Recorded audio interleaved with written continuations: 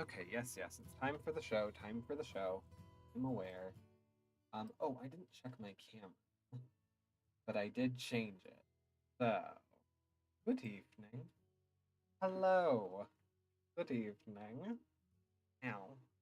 Ow, why did that hurt? Yes, I did see the hat. Things have happened. I'm relearning how to do things. Um, so I do actually have my Twitch feed up again. So I will be able to officially see when people redeem things, which is nice. I don't remember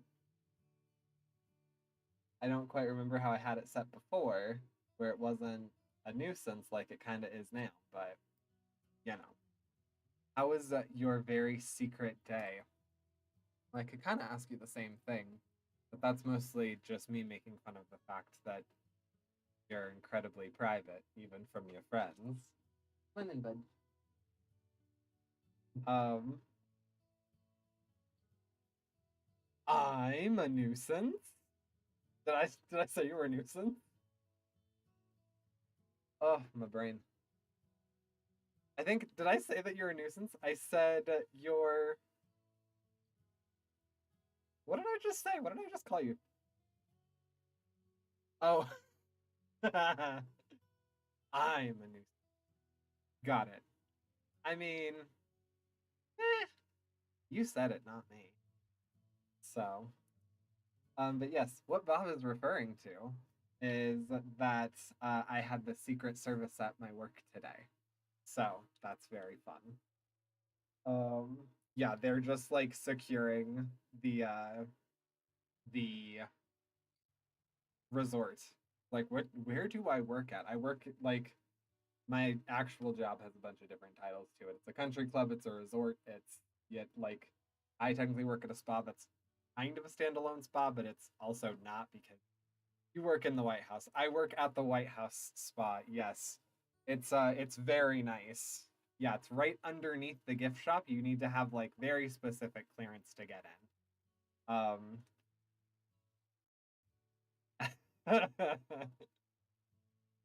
You just have a very good cover story. Yes, I'm not actually in Colorado. I'm in Pennsylvania. Um, yeah, I like this, what you're seeing right now, why I'm always so hot, because I'm in an underground bunker. It has nothing to do with being in a tiny closet. I live several stories underground, very secure. I have incredibly high clearance. You would not believe some of the things I know. Actually, that one is true. You would not believe some of the things that I won't say I know, but that I'm told. Yeah, I do work on government officials, and they always have interesting stories. uh,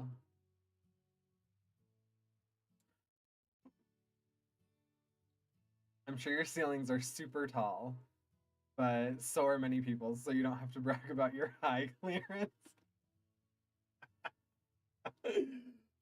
Oh, I. Oh, yeah. I will say this ceiling is kind of tall. I was thinking about it the other day. I don't remember why I was thinking about it. Um, but I was trying to calculate like the ceilings for my childhood home. I don't know why. Um, I think Dorian and I were talking about just like the differences between our childhoods. Um, and yes, I was thinking about the fact that like I had I had a bedroom that had a gallery view of my living room, um, which I want to say I thought it was 16 feet, but I realized that doesn't make sense because like it was a struggle to like touch the ceiling in our kitchen, and it was double what our kitchen was, maybe a little bit more. So it was probably like 20 feet high, in like our living room and like the foyer area and part of the den, and we had like double decker windows on it. Um, yeah, high clearance. I've always had high clearance. I feel like any impression you have would be off. Like hubby and I are both like, our childhood homes had huge yards, and then we both revisit them as adults, and we're like, what? See, and I'm trying to like I I think what I was trying to do was I was trying to actually gauge because like I was thinking that they were probably um roughly 12 feet because I'm like 6 feet is about adequate, and then I'm like, well, no, most places like the ceilings here I think are about 8 feet. Because obviously Dorian is 6 foot and he isn't like brushing his curls against the top of the ceiling. Um, Unless you're saying Child Pat was the same height as now. 8 feet is very low. 8 feet is very low. I mean, I will say it's not huge, but I guess that actually isn't. So this is probably like 10. If I were to stand up, do I think that I could reasonably put a yardstick between my head and the ceiling? Probably, actually. For ceilings, isn't it? It really depends on like where you are in the country. Um, but yeah, I guess for I'm trying to think. I don't know. I've always been very into like high ceilings, kind of like open concept. Like my internet says standard is 8 feet. I thought so because yeah, it's like most adult men are at about 6 feet, and so they have an additional like 2 feet of clearance height. Yeah, I like high ceilings too. Yeah, my like first, not my first apartment, but my first apartment, like my bachelor pad, was a loft studio apartment. Uh, the high ceilings, the what's that called? Skylight. Like, it was so great. It was so great. Now I'm living underground. It's a nightmare. But yeah. But yeah, I was thinking about the like my childhood ceiling, and I remember one year we got like a real tree. Um, which for a lot of people, like getting a real tree is getting one that's like 6, maybe 8 feet ish. So it does almost go up to most ceilings. But we obviously had like this huge space. So I think if I remember correctly, we had to get a tree in like the 20-foot range and then adjust it a little bit. I lived in a cold, dark, badly insulated house with high ceilings. The rooms were so annoying to heat. I could see how that would be irritating. I could definitely see how that would be irritating. See, yeah, if I have like a large structure, then I want it to have good ventilation, which I mean the cold thing might have been good ventilation depending on how you look at it. I want it to be like well lit, which I think comes from the fact that like the house that I grew up in had windows everywhere. Um, okay, so if you had a giant growth spurt and ended up being 10 feet tall, I bet you would have appreciated it. That is true. Your mom was just thinking ahead. Cecil, like you got to think about the what ifs. Like you could have had a massive growth spurt, and then that would have been great. And you could have had like an insane metabolism, so you could have been hot all the time. So she intentionally. It wasn't my mom's place. Oh well, then never mind.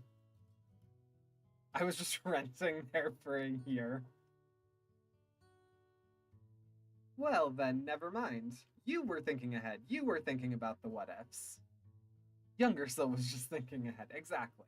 Exactly. All right. I forget how I got high clearance, Secret Service, my job.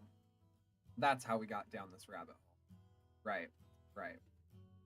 Well, anyway, I'm going to reposition again because I can never be actually comfortable.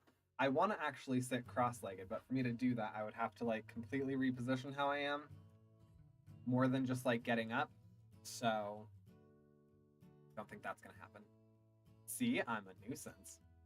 I mean, you're definitely distracting. Oh, I'll give you that one. That is a great one for you. You're very distracting. Yes. Oh, baby. Oh my gosh. Oh, also, this happened like a little while ago, but way later after like we had kind of stopped texting. Um, but I did see the Dick Van Dyke thing, and incidentally, I then was like listening to a podcast where it brought him up, and I was like, huh, full circle moment. But anyway, so what are we doing today? We're doing more, I think, 2021 of Afterward. So I think we only have 4-ish more years. I wonder if auto model will test it. I actually want to see if it will. Let's see this.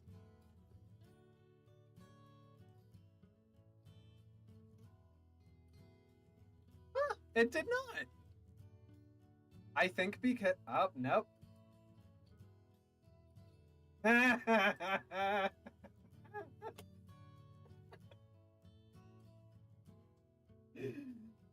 can say his name, but not Twink. Yeah. I... I feel like Twitch needs to, like, add...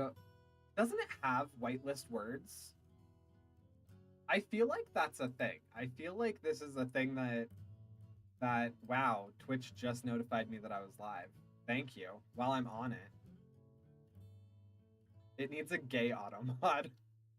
Yeah, where it can be like, what that person just said was offensive, but when that person says this, it's fine. It's totally great.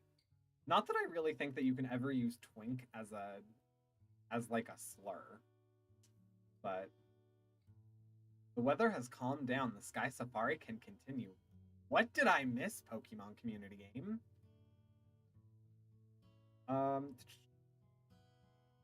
I could have sworn there was whitelist words. Whoop. For Twitch, I almost put in TikTok. How to blacklist and ban words. Yeah, I know that one real well. No, I didn't put any... I don't think I actually put any gay terminology in my blocked words. I think I put mostly like religious stuff. I'm like, I don't want you talking religion in chat. Oh my god, a banned word on here is shrimp minus the H and R. That is considered a banned word on here. Crazy. Oh well. That's something that I'll dedicate time to later, because I have been dedicating time to figuring out and trying to improve Twitch. Also, how long have I been in this yet? Not quite enough. I don't even know what that means. So to be simple, pretty sure it just means to like... Let me look up the actual like definition of it. Because whenever I've seen it used, it typically is like O minus the H and R. Yeah. That's what it is. Too attentive and men who are too attentive and submissive to women, especially out of a failed hope of winning some entitled attention or activity from them. I thought you said S, and I was figuring out what a himp is. You know what? It's a word! And it's the same thing, but it's what you would call a girl who is. So girls can't be simple for boys. They would himp. So instead of simping for a girl, it is used to describe someone who does it for their bros. Oh, no, it's not for... No, so it's guys that do it for other guys. Okay. Good to know. See, but that one's not considered a banned word on here. Actually, is it? Bob, go ahead and put that in chat, please. I'm curious now.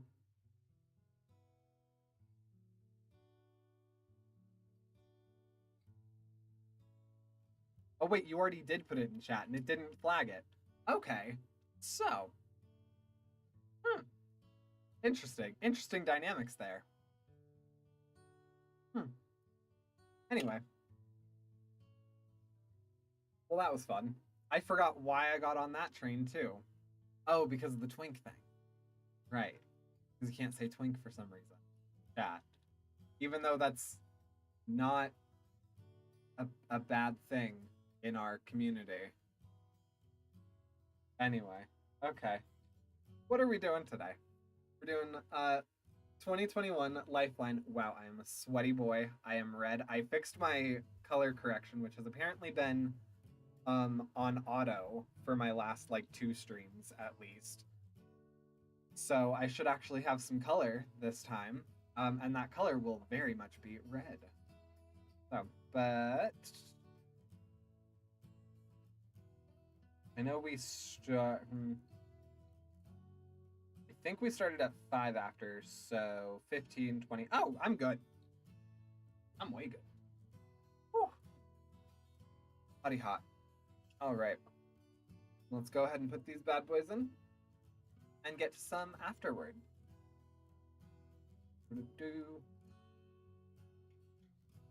Yay, and it works and looks good. And I have Glitch Kitten back there. Kind of. Wow, I didn't think that Glitch Kitten would, Do I like Glitch Kitten back there? I don't think I do, actually. Alright, Glitch Kitten. Sorry, baby, you're gonna go to sleep. We'll find a suitable place for you later. Also, that is focusing far more on my door and my doorknob than on myself and Adam. Perfect. All right. Lifeline. Approximately 6,200 words. Adam takes a leave from the hospital during the pandemic's 3rd wave. All right, let's go.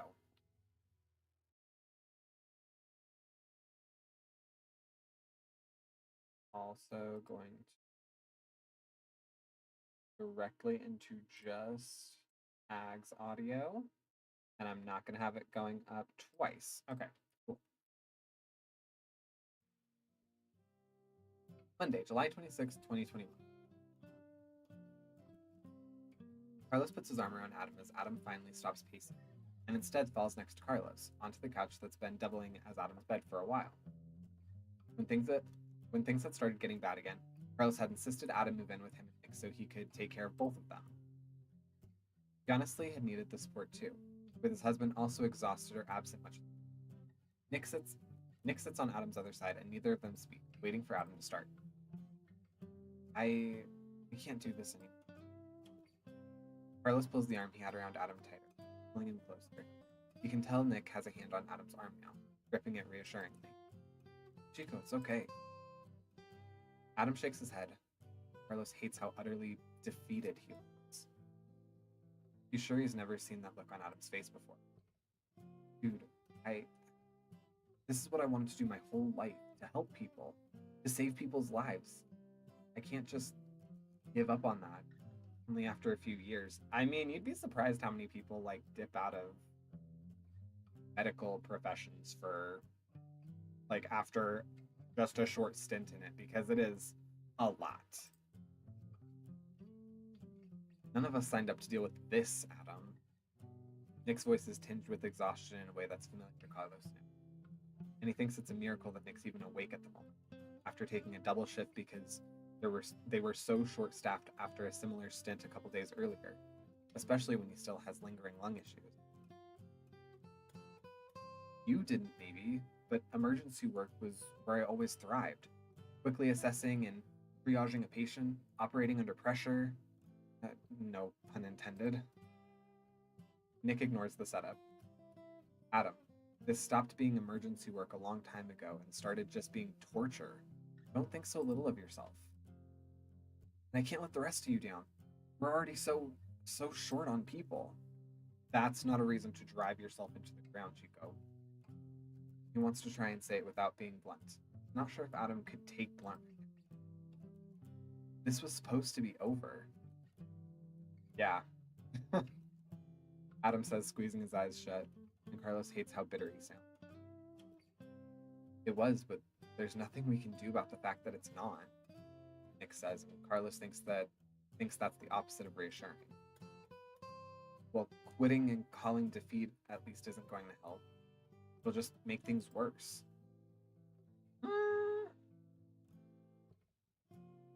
Medicine is rough. Yes, it is. Yes, it is. Yeah.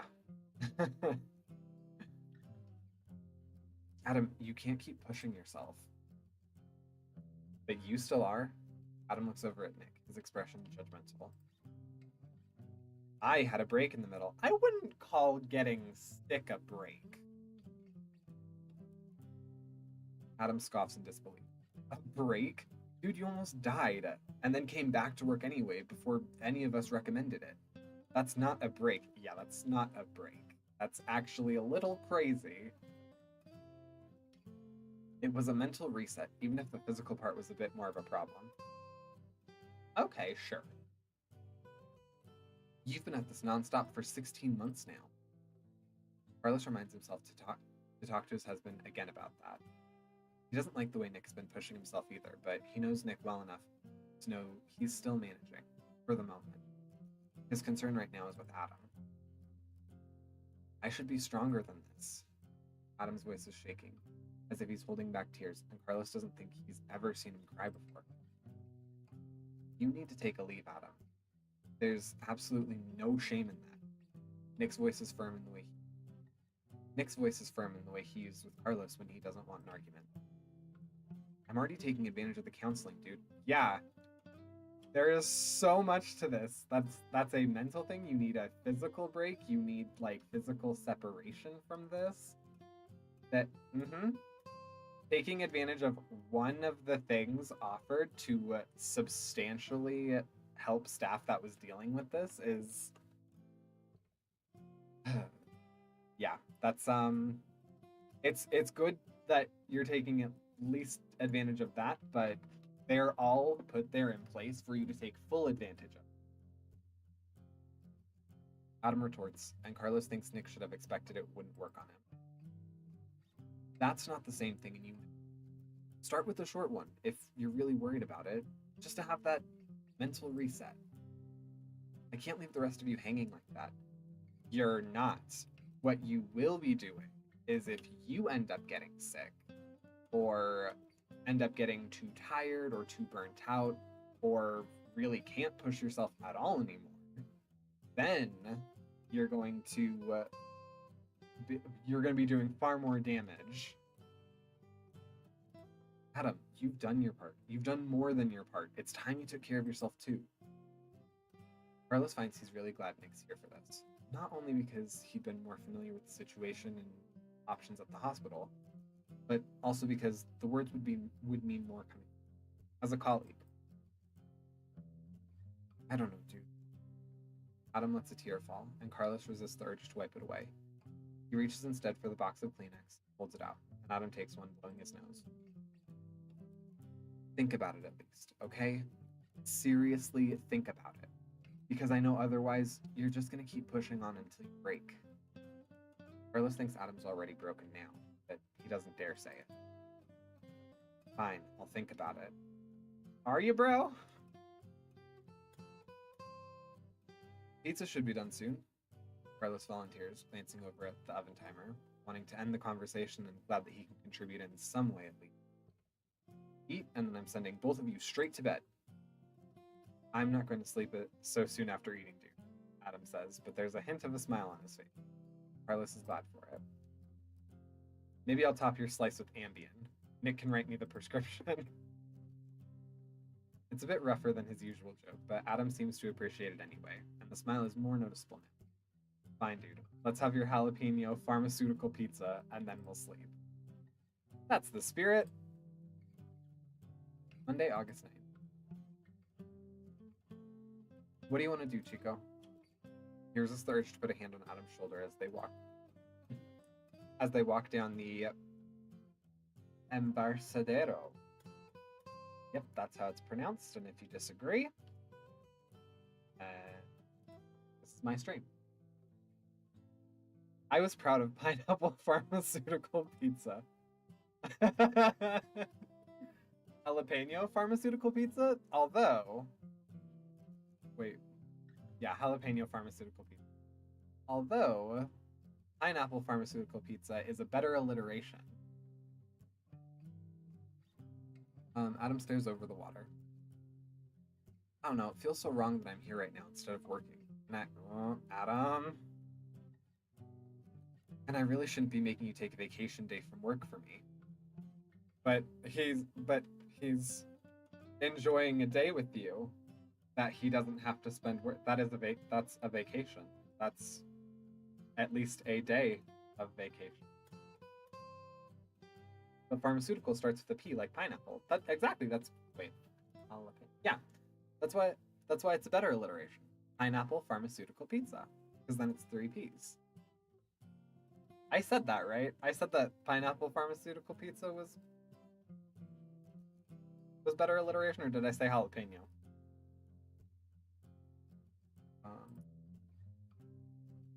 I had too many piled up anyway. Lucky. I don't know many jobs that let you actually like bank vacation time. And it's not like there's a lot of opportunity to use them at the moment since we can't really travel anywhere. Seriously, what do you want to do?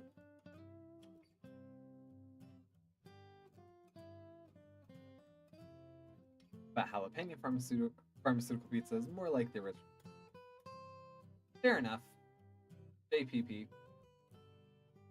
Okay, I see what you did there. I see what you did. I don't know. The restrictions are gone, right? Most of them, yeah. I think the vaccination requirement isn't in effect yet, though, in case that matters to you. Sorry, I really should be more on top of that stuff. Carlos gives in and Carlos gives in and stops walking, settling for patting Adam's shoulder instead. Dude, stop kicking yourself for literally being buried under patients for the past year or more. I don't think that's proper use of literally, dude. I mean, it kinda could be. I knew people that were working during all of this, and the amount of times that they had to physically be like under patients, or I mean, in some places where there was a lot of casualty, yeah, you could literally be buried under patients. Not figuratively, literally. But it breaks the tension and Adam smiles. How about something outdoors? Nick and I went to the Palace of Fine Arts on our first date and haven't been back since then. That'd be nice, dude. Maybe we can grab a sandwich or something and find a place to eat around there? Sounds like a plan, Chico. Later. They wander the park for a while, eventually finding a taco truck around lunchtime. I would not trust that. Okay. And settling on the grass, looking out over the water at the water at the rotunda. Why is that so difficult? Adam grabs a taco and munches it, finally looking relaxed. This was really nice. It's been a while since I've been able to do something like this. Carlos thinks how much he misses doing this kind of thing with Nick too, but he swallows the thought for now. Yeah, we should do this more often now. At least for now. Bye, buddy. Merlin just like flipped over onto his back so his belly's up, and he just like slammed against my foot. He doesn't want to talk about the leave because he knows Adam still finds it touchy, and he kicks himself mentally for almost bringing it up. I feel like that should be a thing. Just me personally, and I know people deal with things differently. But I feel like that would be one of the first things that like I try to broach with him about, just like understand that this is a needed leave and that this will be better for everyone and it will be ineffective. It ineffective, ineffective, inefficient. It won't work as well if he spends this time being worried. Beneficial. It will be more beneficial, or just beneficial in general, if he uses this time to actually relax and get himself back into a good state. It will not be beneficial. It'll be the beneficialist. Yes, exactly. It'll be the beneficialist if he does that. Adam just nods, not seeming to have noticed, taking slow, deliberate bites and staring out of the water. Excuse me. Oh. A couple of women, masked, he notes, with approval, stand a few feet away waving at them. He feels a bit self-conscious and puts down his taco and quickly tosses his mask on before responding, despite it certainly being okay. Hey! One of the women holds up her fist and makes a fist bump motion. She returns it, punching the air. Sorry to interrupt, but we were just wondering where you got those tacos. There's a truck just over there, Adam says, pointing. He makes no effort to put on his mask, and it makes Carlos feel a bit like he's overreacting with his. I hated that so much because I took masks so seriously, and then when I was like around people that didn't, it made me feel weirdly self-conscious, and then I would tell myself like, nope, this is what is recommended right now. I still mask everywhere indoors, but not outdoors like Carlos here. Really? That's interesting. I know at my work there are a couple people that still do. Granted, I have to be like in such close proximity to people. I could definitely see it not just being like a panini thing, it just being like something that is kind of beneficial from time to time. Yeah. See, but like even outdoors, I was pretty much like, if there were people that could be in close enough proximity to me, I would mask up. And I hated it. I hated it because I would want to get out like every single day. And the person that I was with like didn't take any of it seriously. But yeah, outdoors in crowds too. Yes. Oh, outdoors in crowds. Yes. But I'm nervous in crowds because I have no social life. Rude. Rude. You have a social life, just not a very physical one as far as I can tell.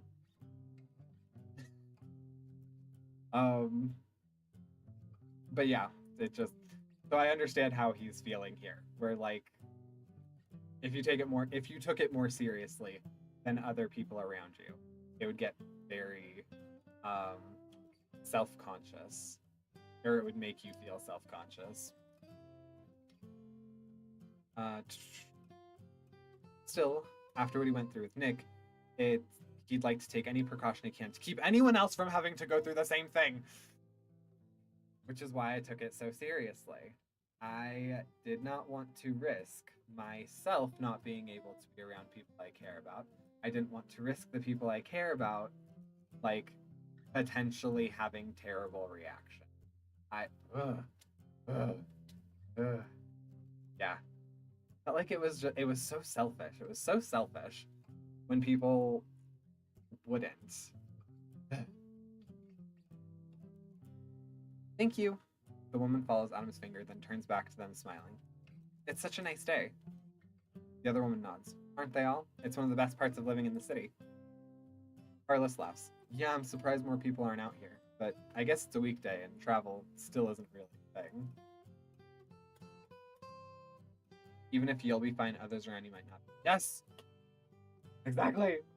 Exactly! It was such...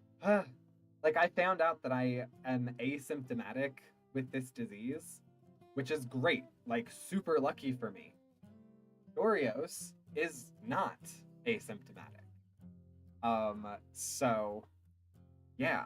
Like, that's pretty direct right there. Like, difference in other people might not be okay. And then especially because like my job is so like I have to be around people and I have to be in close proximity and I have to touch people, it would get under my skin like nobody's business when I would have clients that think that they were special and didn't need to wear masks and didn't need to have like all of the precautions that we had, A, that we legally had to have to keep open, and then B, not understanding that I am not just seeing them, I'm seeing at least like 6 other people in the day, on top of needing to then go home to my family. So, I hate how selfish some people are. Ugh. The first the first woman nods and waves at them. Well, I think we'll try that food truck. You two enjoy your date. Oh, we're not. Carlos starts, but they're already walking away. I wonder which one's more of the giveaway to me. Because I feel like typically when people like assume that men are on a date together or they're like, you know, romantic in some way, A, part of it could be the body language, but I think typically it's that like one guy is like exudes homosexual. And I will say that that is often me somehow. But yeah, yeah, it's Carlos. I mean, I don't know. I Granted, I sort of assume, it might be a little different in California, but I mostly assume that like well-kept, well-kept, attractive young men are probably closer to gay on like the sexuality spectrum. Just my own personal thing. I've seen very few straight guys that like pay good attention to detail in like their style and physical appearance and upkeep as opposed to gay men. Well-kept, attractive young men are probably Mormon and probably gay. Adam holds back a laugh and throws his free arm over Carlos' shoulder. Is this a date? Am I gonna need to put out afterward? Carlos blushes and pushes him away. Shut up, Chico. He tugs off his mask and grabs his taco again, crunching it thoughtfully. I'm sorry you and Nick haven't had time to do this, Adam says after a while. And then Carlos turns towards him. He's looking guilty. This is hitting something in me.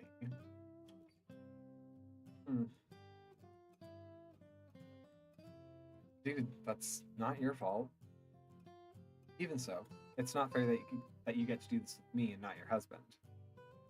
Chico, I want to do this with you. I didn't get to do anything with you for a long time last year, while I was still living with Nick. It's fine. We're just making up a little for lost time. Yeah, but living with him and doing things with different facts, hard facts.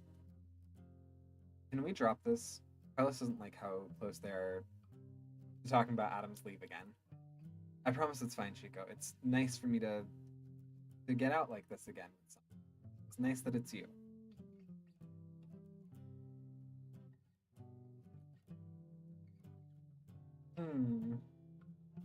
Interesting.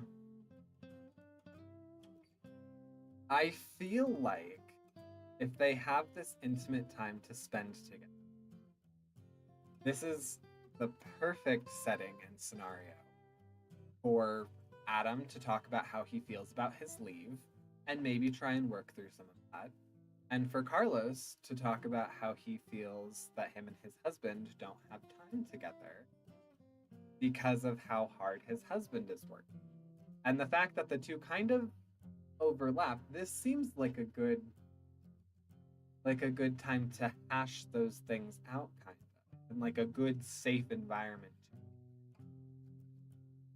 Just my opinion. It would be a good time. But Carlos is going to be stubborn. Oh, Bob. I also, now that I've gotten to spend a little time talking to, like, roughly 3-ish months, um, it's funny reading some of this and being like, huh, things kind of click now. Hmm. Adam nods, seemingly not satisfied, but not wanting to press the point. Adam grabs another taco, and Carlos watches him take a bite before turning away again and eating, thinking about another safe topic to discuss. Pokemon community game. What did I miss? I need to go on to Discord at some point.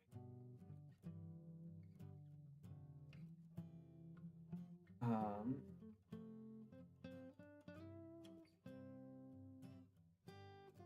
no, so yeah, actually you can go down because you're on Twitch. Um, if you go down on my page, realized I opened that, and thankfully I had that set up to the right thing. I assumed a Bulbasaur is a Bulbasaur is a Bulbasaur. That is not true. That is not true.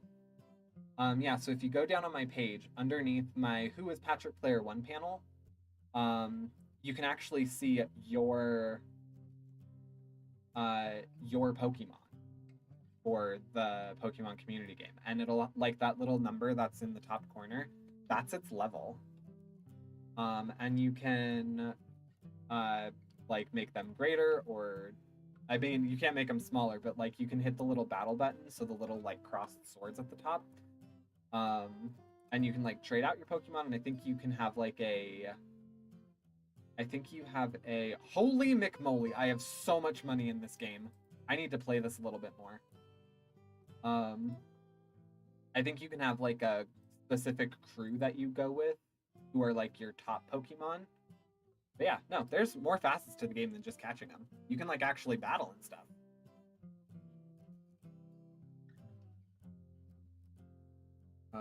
Another safe topic to discuss. A motion near him catches his attention, and Carlos turns toward it. The women are back, carrying their own tacos, looking around for a good spot to sit. He waves at them.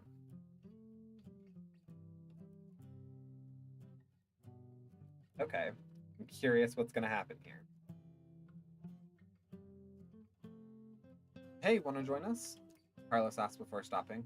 Well, not join us, but sit near us and we can talk or something. That feels safe enough, both from a health standpoint and a conversational standpoint. Yeah. I do sometimes wish that it was easier to. I wish that there were situations like this more often, where people could clearly identify that, like, Dorian and I are a gay couple, because like we'll be out for walks at night or something, and we've had like a few run-ins with like young ladies, but young ladies, and I like there have been multiple times where I'm like, you live by us and you seem like cool girls, but if I approach you right now, I'm gonna be the creepy white guy approaching two girls in like a small space at night. Yeah. Hubby always comments to me when he notices men holding hands. Oh yeah, that sketch. See, yeah, but then like we also live in an area where like if I try and hold Dorian's hand, it's not the best idea at night. It's not a terrible idea, but it's just an area where like, you know, maybe it's fine and maybe it's not fine, and you don't really want to ruffle what people are doing that night. So, then we end up like having all these like passing with like, young women in our complex where I'm like, we could be friends. Please like run into me in the laundry room someday or something. That way we can try. But yeah, unfortunate. I was listening the other day to the Sarah Silverman podcast, and there was a guy asking like how to not appear like a menacing, threatening white guy to other minority groups. No, unfortunately, there like isn't really an answer aside from being very explicit about like the fact that you are not a threat in some way, shape, or form in appropriate settings. Um, but yeah, because I'll notice that too. Like if I'm walking Merlin by myself or something, and there's like a woman with children, then I instantly my brain is like, I can be considered a threat right now. Like even though I'm not, in their brain, I could be a threat right now. Or the same thing with like when Dorian and I are walking, and then there's young women walking past us. I'm like, we are like Dorian and I are now viewed as a threat to people. I think in general, women alone or with kids. Yeah. And so I like, it's a very hard like dance to kind of do now where I'm like, how do I not appear menacing or anything? And literally the only time that I don't feel that way is whenever I wear my like true to you shirt, because then it demonstrates that I'm most likely a gay man, or I am at least a gay ally, which typically makes other like minority groups or not that being a woman is like a minority group, but just like other not white males um like seem a little bit more at ease with me. Yeah. But the last time I wore that out, also, I had a man shout something at me from his car, and I had my headphones in, so I couldn't exactly hear what he said, but I'm like, that could have either been something positive or something very negative, but he definitely shouted at me. um, I walk fast, something gay walking speed, and whenever I'm walking behind a woman, I'll try to get around her in the street or give her a clearly wide berth um, when going around. Yeah, that would also work. Yeah, that's fair. Like, so, see stuff like that. Oh my gosh. Um, Plague. Hi. I did not even notice you redeemed third. Thank you. Um, yeah. So I also try and do that where I'm like giving people enough space that they know that I'm not trying to like impede them. But also I walk very fast, and part of my brain is like, is it better to just like quickly speed up and go around them, or does that seem like I'm being weird or targety or whatever? And then typically Merlin ends up being the determining factor on whatever I do, because he likes to just stop. He likes to just stop walking, or stay somewhere for like 3 minutes, pretending like he's going to do something. Yeah. Anyway,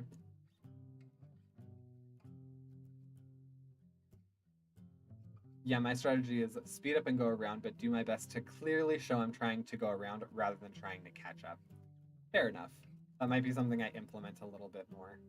But also kind of hard with a pup, because like we very much try and teach Merlin, and he's gotten this pretty well now. That like he is never allowed in the street. So like any blacktop pavement he's not allowed on unless specifically we're crossing, and then we like have words to signify that. Good puppy. He's such a good pup. Um, yeah. So I don't know. Might be something. Sure. Thank you. They move to what feels like a reasonable distance to sit down. Nice to meet new people, especially now. I don't know how Emma's not sick of me by now. The other girl hits her arm, and it reminds him so much of himself and Adam when they that he smiles. Sorry, where are our manners? The other girl who fist bumped him earlier does so again in what he takes as a replacement for a handshake. I blame the pandemic for our rusty social skills. I'm Emma, this is Cass. Cassandra, technically, but no one calls me that. She's actually just Emma, though, instead of something fun like Emmeline. She seems to grin at the face Emma makes. It's nice. It's nice to meet you. I'm Carlos, and this is Adam. Adam waves from beside him. We haven't really been doing things, Emma says as Cass pulls off her mask and grabs a taco. So it's really nice to meet new people. It's probably overkill now since we're both vaccinated and all, but we're still doing the whole quarantine bubble thing. Nope, that's smart.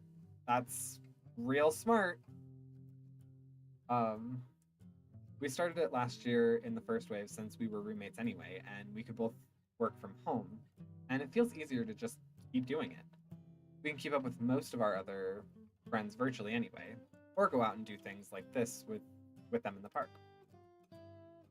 What do you do? Carlos asks, realizing too late it's mid spur. It might spur the same question back at them, and he really doesn't want Adam talking about that right now. We're both software engineers. I work at Twitter, she works at Google. It's Cass who says this, he notes, and tries to make sure he has it straight in his head. Cass works at Twitter, Emma works at Google. That sounds nice. He watches Emma grab a taco for herself and steels himself for what's coming next. What about you two? He asks before taking a bite. Oh, I work in administrative affairs at Zuckerberg General. He throws an arm around Adam's shoulder. Adam here is being a bum for a bit. He immediately kicks himself. Fun fact, I wrote that so I had it straight in my head. That's smart. I feel like authors do some of that clarifying a lot. There's some authors that literally just spoon feed things to their audience, but sometimes I'll notice it and I'm like, I feel like that was a note for the author, not for the audience. That was worse than just saying it. Stupid, Carlos. Adam shakes his head, but fortunately doesn't seem upset or fazed. I'm a doctor at SF General. He remembers how Adam's never liked the new name, but Carlos uses it out of habit from the calls he has to make. But I'm on leave right now. I'm so sorry, Emma says between bites. That must be really tough. Adam shrugs and Carlos feels a need to change the subject, but Cass does before he can. Is that how you two met?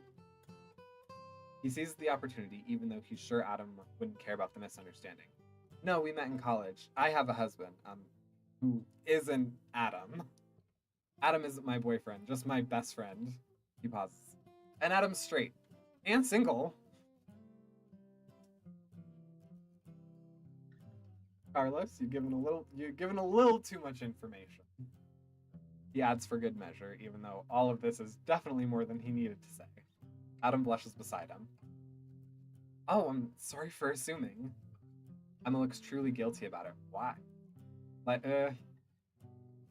I feel like I still know, alpha male bros that would be incredibly offended to be thought of as gay or mistaken as gay or whatever, but I feel like most guys now would not really care. Personally. Or that could just be the people that I hang out with, as I don't really tolerate anything otherwise. It's just that you two looked so comfortable together. I think we're pretty comfortable together. I think we're pretty comfortable just all right. I think we're pretty comfortable together too, Em, and we're not together. That's true. Emma grabs another taco, blushing slightly. What does your husband do? He knows she's just making small talk on the obvious topic, and Adam doesn't seem to be particularly bothered. But he still wants to change the subject as soon as possible. He's also a doctor at the hospital. He's at work right now. Sorry, that must be rough. It's Cass this time, looking at him with more sympathy than you would have expected from a stranger. I mean,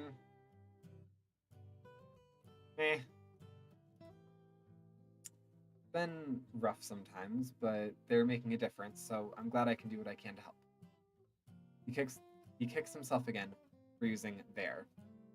I guess we're still doing the quarantine bubble thing too, but it makes a bit more sense for us since he and Adam both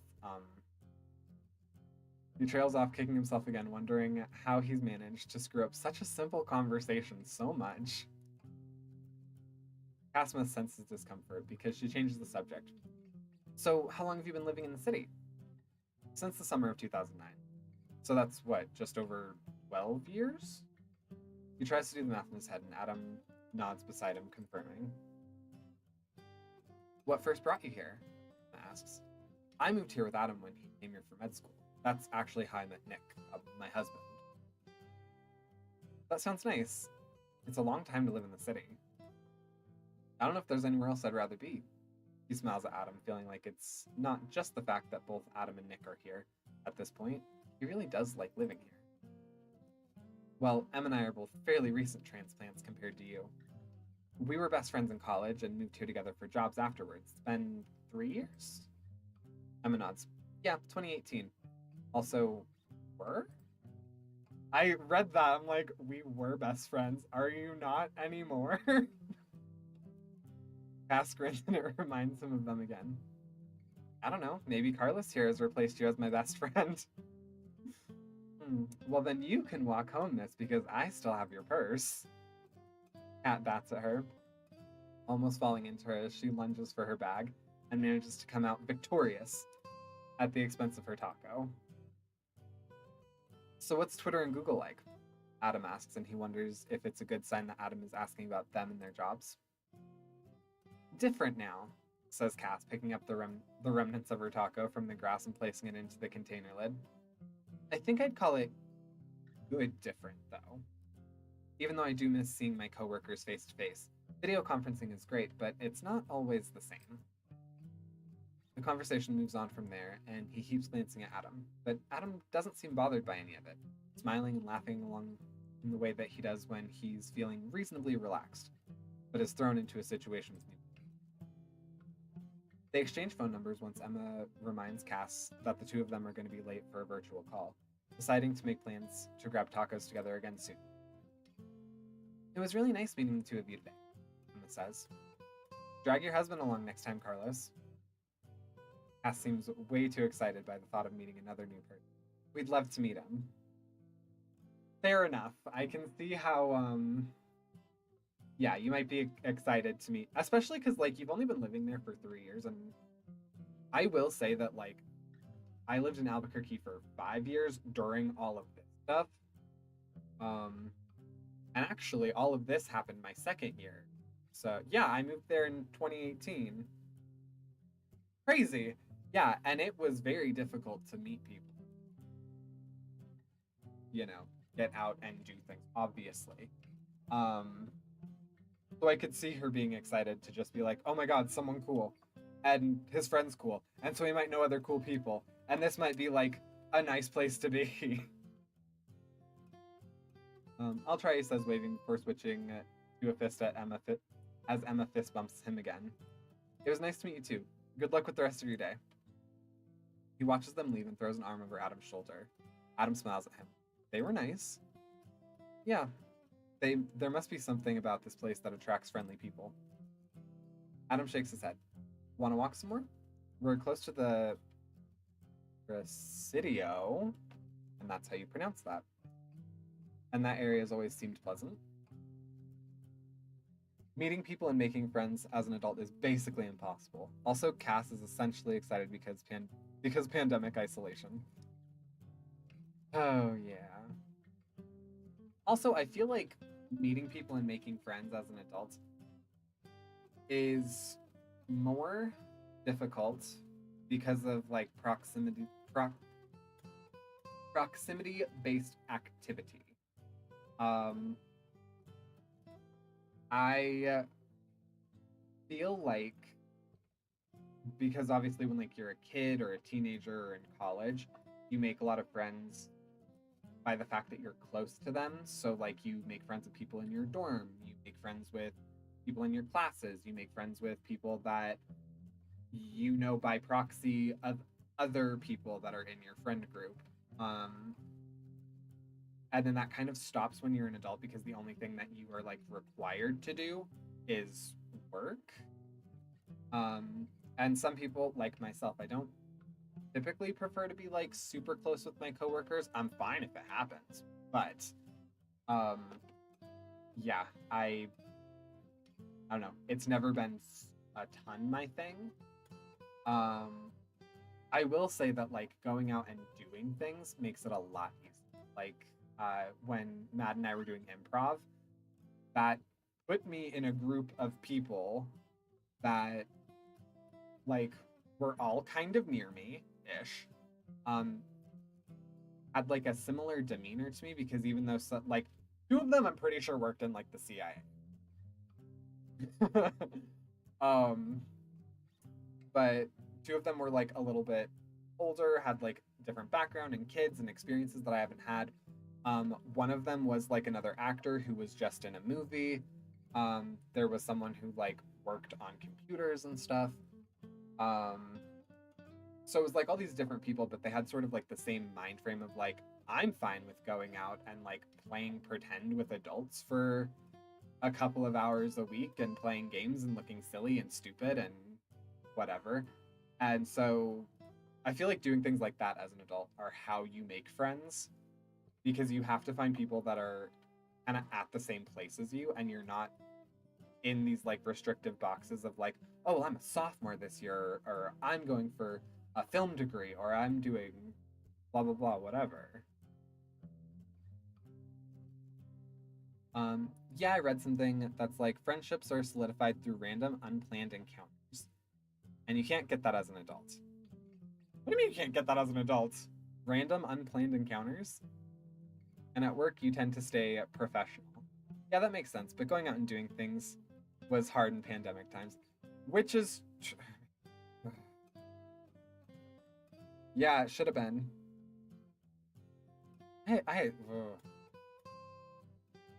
Not because of isolation. I wish I had more isolation during the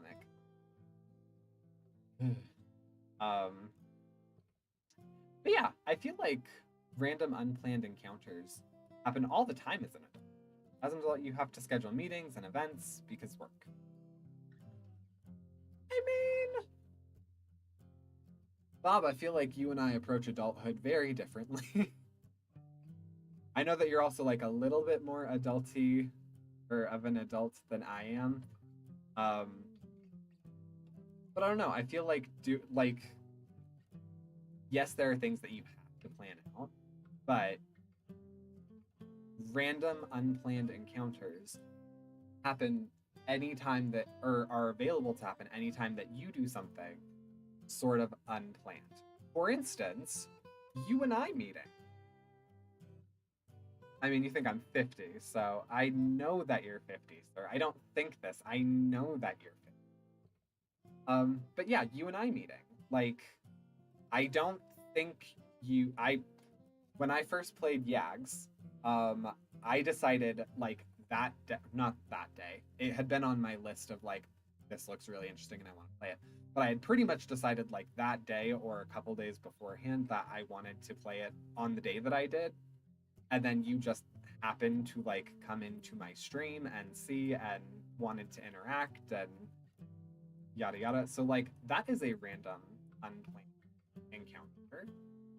For like in spite of the fact that, you know, we haven't like met physically, personally, anything like that. Um, but things like that are what solidifies friendships. I met Nad in a very similar way, where like Dorian was streaming, excuse me, and we were looking for someone to raid, and I just happened to find Nad, and here we are, like 3 years later. I'm about to actually like this week get her our like 3-year friendiversary gift. So I mean, it it it does happen as adults. It's just it's harder right now, especially because of like all the stuff that happened with the pandemic, for it to all be like physical in person. I do sometimes wonder about like things that I've done like IRL that could have been like me forging friendships with people. Like about a month ago, actually, yeah, right after Matt and I did our showcase thing, we went to go get ice cream and we were trying to find out if like we had to pay for the meter that we were on because there was technically like 15 minutes left in the time that it before it expires or whatever. And these girls walked by and were like, "Oh, you don't need to pay for them. Like we just checked and it's fine and they're good." And all of these ones have like automatic timers and stuff on them set to turn off in like 5 minutes. And then we kind of like walked with them for a little bit, and I'm like, we should have continued talking. We should have like exchanged numbers or like have gone into the bar instead of going into like get ice cream or something. I think about stuff like that sometimes. Like, what happens if you turn left instead of right on some days? Anyway. Wanna walk some more? Sure, Chico, let's do it. He grabs their trash and throws it into a nearby trash can before running to catch up with Adam. He's looking forward to see Emma and Cass again, not realizing before now how much he'd missed seeing friends. Are they friends already? Outside of video calls? I mean, your definition of friends is whatever you make it, sir. Tuesday, August 17th.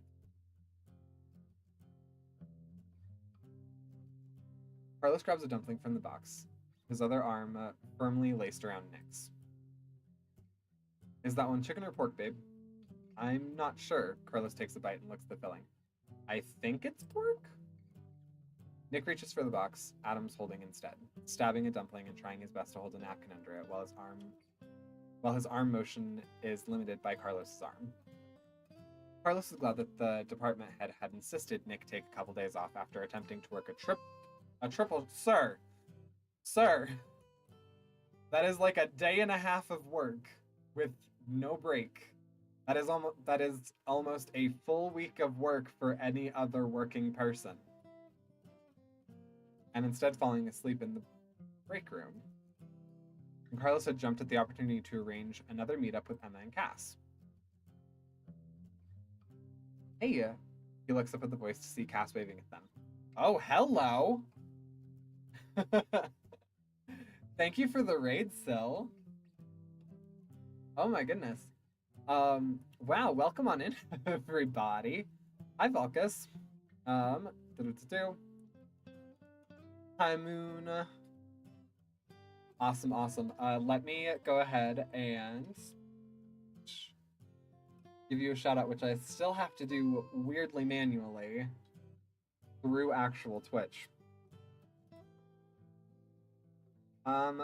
What were you playing today?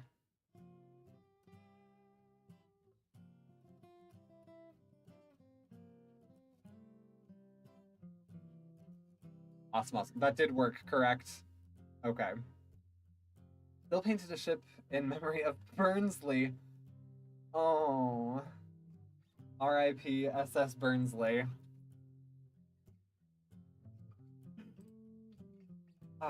Well, welcome in, Rip Burnsley. We attempted... Wow, my eye is betraying me. We attempted Model Builder, but had to end early due to tech issues. Oh, no! Well, I'm sorry about tech issues. That's not fun. I was hoping when I saw In Memory of Burnsley, I was hoping you were working on my painting, whatever. On the artwork of me with abs with Burnsley's ghost. F for Sil's CPU. Oh, sad. Well, I'm glad to have you here instead then. We were just... Actually, I was reading. I was thinking we were just talking about something. But no, actually, we were making progress in the game instead of getting derailed with another conversation. Sil's CPU may never recover from Burnsley's attack.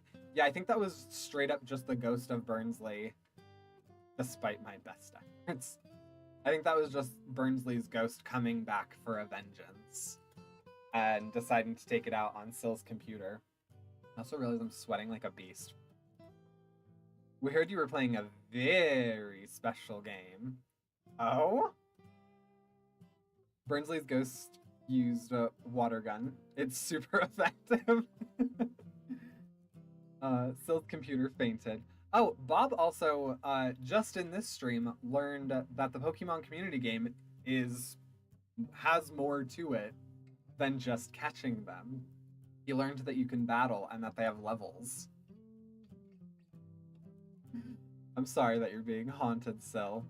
But, I mean, when you, decide to off robot fish, you gotta expect this kind of stuff. Yeah, PCG is a whole thing. Yeah, if you go down on this page, I don't know where it is on mobile, but if you're on like PC, if you look under like my bio and stuff, I actually have the Pokemon community game portal, and so everything you see in there are like all of the Pokemon that you caught, and then there's a way for you to like battle other people. I think you can battle friends. I think you can add people as friends on it, although they might have gotten rid of that. What the poo? Are robot ghosts still bound by the three laws of robotics? What on earth are the three laws of robotics? Unfortunately, I can't stay, but have a wonderful stream. Well, thank you for coming in. Thank you for coming in with the raid. And I appreciate you. Ooh. Bob. What are these three principles of robotics? I'm curious. Oh no, you haven't seen iRobot? No, I haven't. That's another one where people like raved about it, and I was like, must be terrible then. Can't be an actual thing.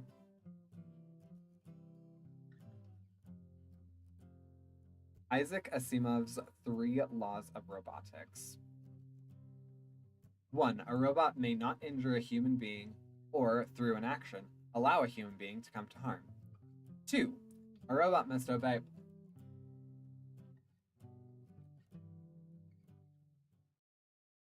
I need to be bigger for that. A robot must obey the orders given to it by human beings, except when such orders would conflict with the first law. 3. A robot must protect its own existence as long as such protection does not conflict with the first or second law. So really only one matters. People try to retcon this to have a 0th law about not harming humanity. Interesting. And technically, I guess if Burnsley's ghost is haunting Syl, it is abiding by these because its action to completely destroy Syl's CPU didn't cause harm. There wasn't inaction. Um, it wasn't given a direct order that it could abide by. And it is in some way protecting its own existence because we're still talking about it. We still remember him, and that's what keeps ghosts present. But these laws are like, Asimov himself gets around them all the time. They're not supposed to be real laws. It's just for story. Humanity as a whole, like society and stuff, I guess is technically not a human being. That gets it. Hey, Burnsley's ghost, go explode Syl's computer again. You know, that is a directive that doesn't put her in imminent danger. So I guess it could do it.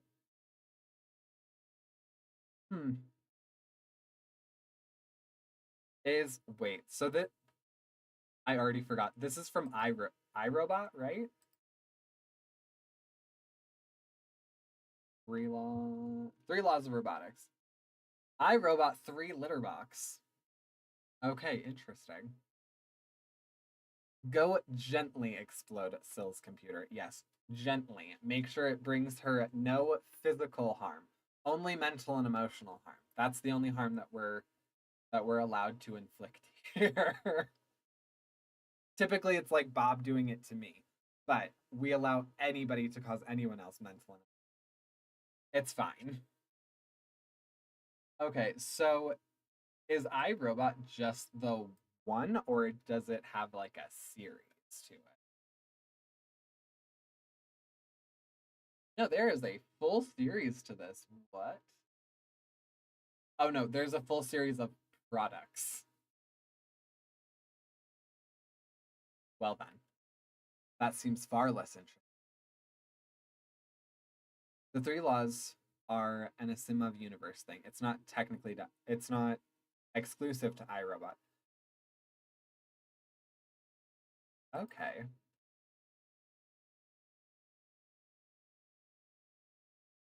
Okay, let's see. What are these books?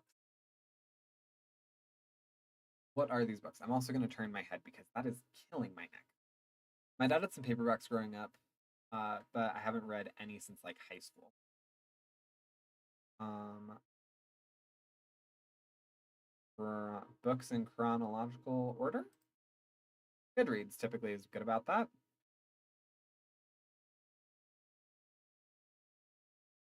Oh my. Okay.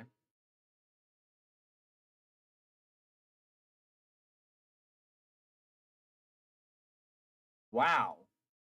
Um. Okay, busy author. Uh, they're kind of mid. I like Clark better. I need to read more sci-fi in general. I think the last series I read was the Quadrille series, which was a lot of fun. Pat Asimov and Clark are the godfathers of sci-fi. They have a lot of stuff. The grandfathers, the godfathers. A lot tend to be short stories. Okay, I will have to give him a look-see. I haven't typically done a lot of sci-fi that isn't like post-apocalyptic sci-fi. Um, but there are novel stories as well. I'll have to add him to my list. I'm on this kick right now where I'm really trying. I'm I'm wanting to like IR11. Um, and so I like after I get done with the what is this series called? Um, what is this series called? Once I'm done with the uh, do I know this has a different name. The Sarah J. Mass series. Then I'm like trying to chip away at more IR11 stuff. The last sci-fi book I read was probably a Star Trek novel. Hmm. Fair enough. I'm trying to think what I've read recently that would even be considered sci-fi. Because if we're like, I don't think I haven't tried any Star Trek books to be honest. I tried explaining the novel canon to my husband once, and he tuned out halfway through because it's gotten so off the rails. I Star Trek is one of those things where I'm like, I know that I would love it if I got into it, but getting into it would take so much time. Would take so much time.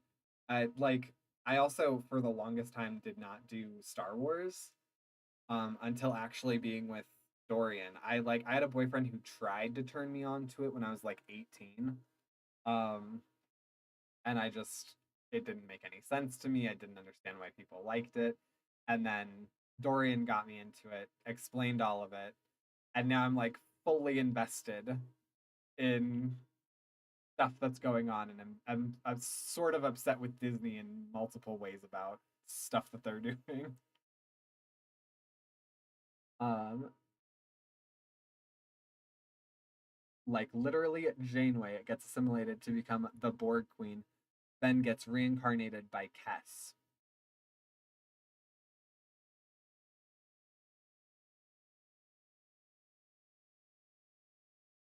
Way over my head.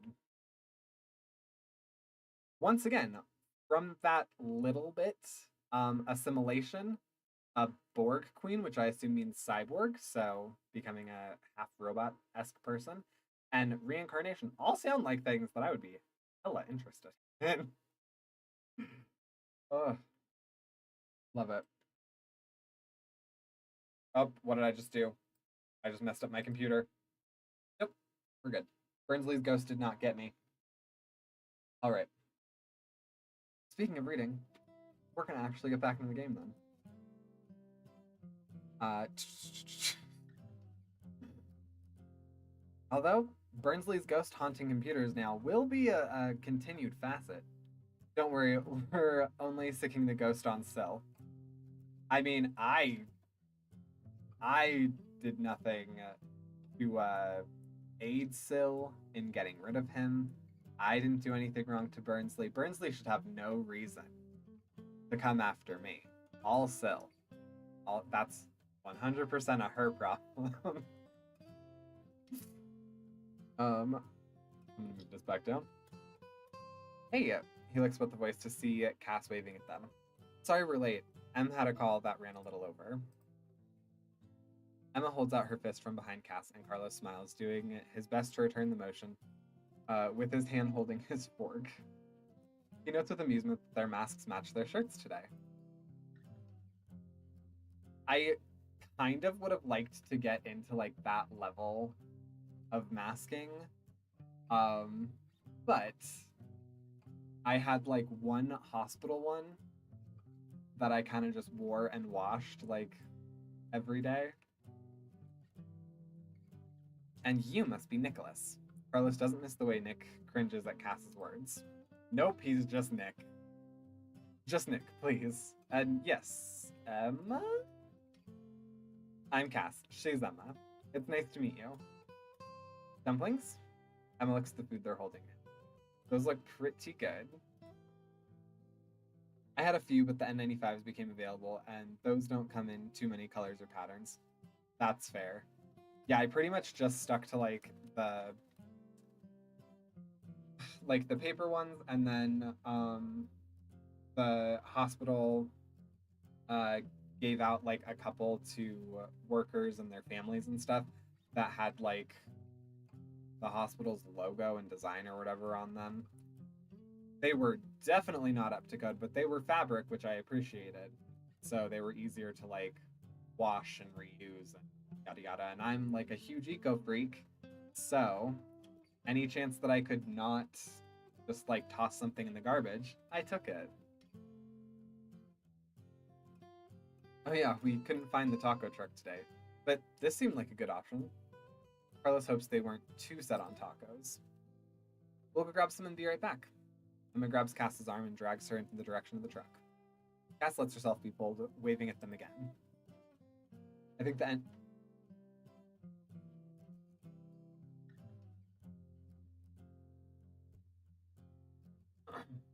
Excuse me. I think the N95 color options are limited to black, white, or teal. I think the only ones I saw were white. That was it. But I would believe that they would come in black, white, and then, I mean, colorblind. So I want to say teal is like the same color as the like paper masks that people would wear. So maybe that would make sense to me. Did you introduce me as Nicholas, babe? Nick takes a bite of the dumpling, looking at Carlos with a mixture of annoyance and amusement. I don't think so. I think it slipped into conversation last time, Adam says, grinning. For that, I'm going to call you Edward today. But I didn't change my middle name. No part of my name is Edward. You could at least call me Price or Odd, I guess. He isn't sure anyone's really used his middle name before.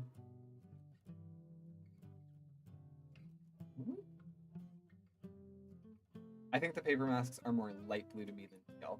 Well, I'm gonna have to take your word for that because my color distinction is very off.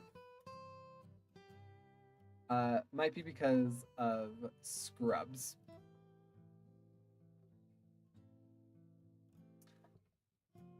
Like the getup or the show? Oh, that makes sense. Uh-huh. The getup. Fair enough. Nick just leans over and kisses him before taking another bite of dumpling. Whatever you say, Eddie. He says, and Carlos isn't sure that's an improvement. That's Dorian's best friend's name. It doesn't take Emma and Cass long, and they soon return with their own boxes, finding a spot reasonably far away. Cass pulls a sort of blanket out of her bag, and Carlos thinks he should have thought to bring something for them to sit on too. Yes, Pat. Masks are teal because the show Scrubs, and alcohol bottles are brown because of Cheers. You know, they could be. I I am just a young pup to this. I need someone in their 50s to explain how color dynamics work, who was around when, new episodes of Cheers were coming out. Yes, Daddy. What kind did you get? Emma asks as she holds the boxes, watching Cass smooth out the blanket.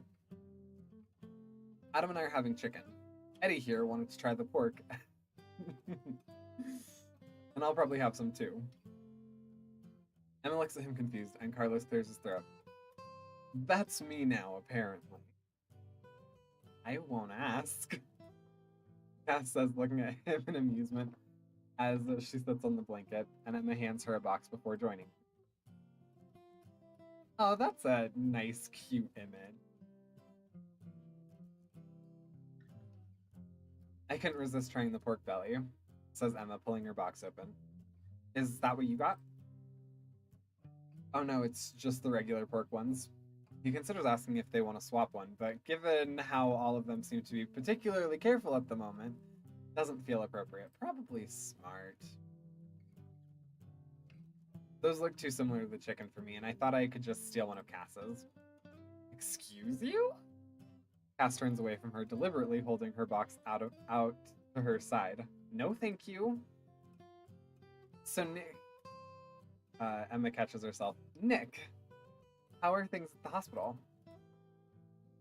Nick swallows his bite before answering. Not great. Carlos glances over at Adam and notices how his shoulders seem to stiffen.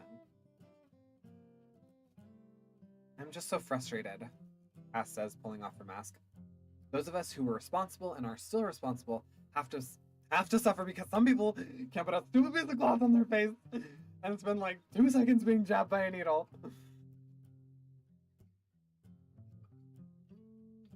And I can't even imagine how much worse it is for you. At least all Em and I have to do is sit at home and order meals in. There you go, bud.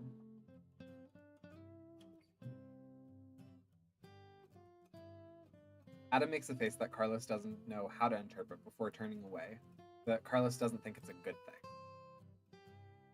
So what... I know. My reaction. I get so irritated thinking about that. Like, everything in this part of the story could have been avoided. It's insane to think about. Like, herd immunity can happen so quickly if people just do what they're supposed to do and listen to science and look at history and see what's happened before and just rinse and repeat the process. But no, everyone wants to act like this was some new thing that no one could have possibly planned. The fact that we literally, preach daddy, the fact that in the Obama administration, they literally set up a medical task force to prepare and prevent pandemics because historically we were set for another one and we already were kind of assuming during the Obama administration that COVID was gonna be a thing. He specifically set up a task force that was like, let's get ahead of this. And then the second that loony got into the White House, he disbanded it. And then look what freaking happened. Yeah. Was crazy. Was just insane. The fact that all of this could have been avoided. Anyway. Not gonna let that bug me any longer. So what? He really needs to change the subject. I know, right? Adam's voice shakes and Carlos realizes he's angry. The last time he'd heard that tone was when Adam had confronted Tom and Steve at the frat house after Tom had outed him. It's apparently new to Nick, though, because he's no longer chewing, instead staring at the side of Adam's head with concern. Carlos stuffs his fork into his dumpling box, puts it down, and unhooks his arm from Nick's, reaching out instead for Adam's back. Chico... Sorry. Adam seems to deflate at his touch. It's been a rough few months. Please, don't hold back on my behalf. Cass is looking at Adam with a combination of sympathy and glee. He supposes that finding something they both have a strong opinion on. Adam starts, his voice tinged with bitterness. I hate feeling like I'm useless and like I'm not good enough, but no matter what I've been doing, it's not enough. The unfortunate thing is that, like, so many medical professionals' mental health got tanked from this because, like, yes, while doctors and nurses and everybody that was a part of this were so useful, so beneficial, and prevented so many deaths, they were not magic, and it's still tanked. Thank you. Yes, and it's still tanked. Because they are not magic. They did not have the ability to just suddenly make these stop, and then they had to watch as people died, and as, like, people watched their loved ones die, and as they had to watch their loved ones die. And it's just insane. Yeah, because really, outside of, like, the protocols that they were given, you can't do anything else. There was nothing that they could do to, like, cure these patients. You either had it and then could fight it, or you had it and you couldn't. And it just, the amount of people that I saw, I hated where I was living during this time because so many freaking just people that didn't understand medical field, medical science, conspiracy theorists. Hate it so much. It was, yeah, it's crazy. It was a crazy time. Carlos stands, moving behind Adam instead and wrapping his arms around him. Adam sighs and leans back against him. Chico, you were doing more than enough. Stop kicking yourself for things beyond your control, because you did not have magic that could have cured anything. You can't do anything aside from help people in the only ways that their bodies tell you need helped. This is you time now, so you can go back and keep kicking viral ass later. Listen to the man, Ass says, spearing a dumpling. He knows what he's talking about. I'm just letting everyone down. I'm letting Nick down. He's pulling triple shifts because of me. Nope. Don't you dare blame yourself for that, Adam. You being out for a few weeks isn't the problem. Nick punches him gently in the arm for good measure. Maybe not me specifically, but me and a dozen other doctors and nurses and orderlies and technicians and all people that need to step away from it before they also had something bad happen. And would you blame any of them if they needed to take a break for a while or even leave the field altogether right now? Cass is staring at Adam as if she's trying to make a point. No, of course not. Adam's answer is so quick that Carlos is pretty sure he isn't getting the message. Then why do you blame yourself? She's taking a bite of her dumpling as Emma stares at Adam, looking incredibly sad. I should be better than that. Why? You got something that you're sitting on that you're not sharing with the class? You are just the same as everyone else, trying as hard as you can, and that, like, it's all you can do. That's all you can do. He says after a time. He sounds defeated, though, and Carlos isn't sure if he likes it. You can't carry the weight of the world, or of this pandemic, on your shoulders, Adam. Listen to Carlos. He's right. Carlos is surprised how gentle Cass's voice is.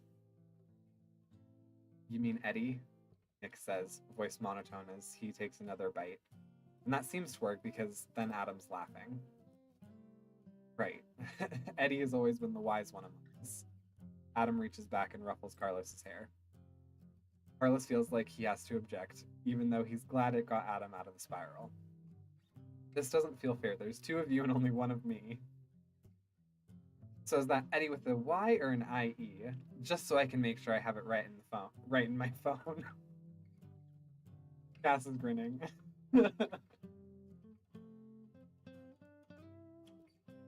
Oh,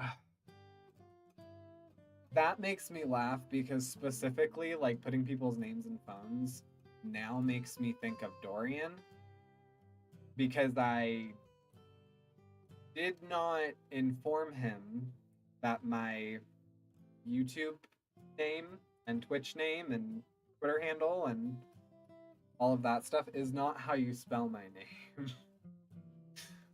So him and his family had it in their mind that how I spell it on this platform is how my name was actually spelled.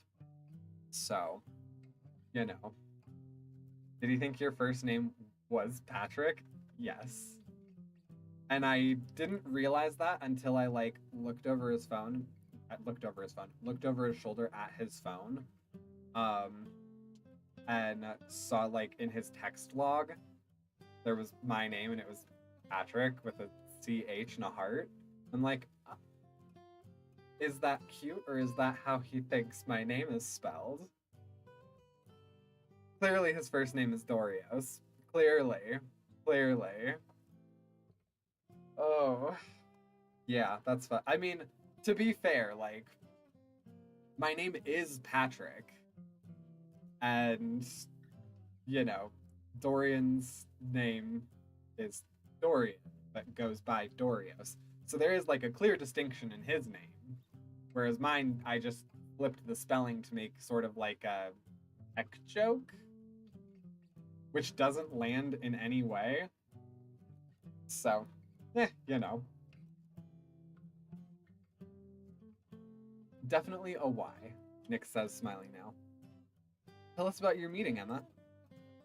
Carla squeezes at him again and moves back to Nick as Emma launches into an explanation of her current problem at work and feels himself start to relax as the five of them settle into a remarkably comfortable conversation. He glances over at Adam, who's still smiling. He catches his gaze and Adam nods, and Carlos gets the unspoken message. You're welcome, Chico. He thinks, grabbing his food again. Thursday, August 26th. Cass and I are going to grab some coffee. Carlos looks up from his laptop at Adam, who's slipping his shoes on, considering asking if he wants company. He decides against it, figuring Adam would have asked himself if it was intended to be a group thing. Ooh. Okay. Besides, he had work to do. Have fun, Chico. I'll let you know if I won't be back for dinner. Adam checks his pocket for his keys and mask. What's this coffee thing, Chico? Coffee normally doesn't entail a full meal. Adam just shrugs. I just want to leave my options open. Uh-huh, sly dog. Carlos stares at him. Dude, are you going on a date? What? No. But Adam blushes anyway. We're just grabbing coffee and walking for a bit. I wasn't sure where we'd end up and didn't want you to wait for me if we found ourselves on the other side of the city or something. Uh-huh, whatever you say, Chico. He turns his attention back to his laptop, waving at Adam. Enjoy your date. It's not a date, Adam protests, pulling the door open. Use protection. He sees Adam give him the finger out of the corner of his eye before the door closes behind him. Friday, August 27th.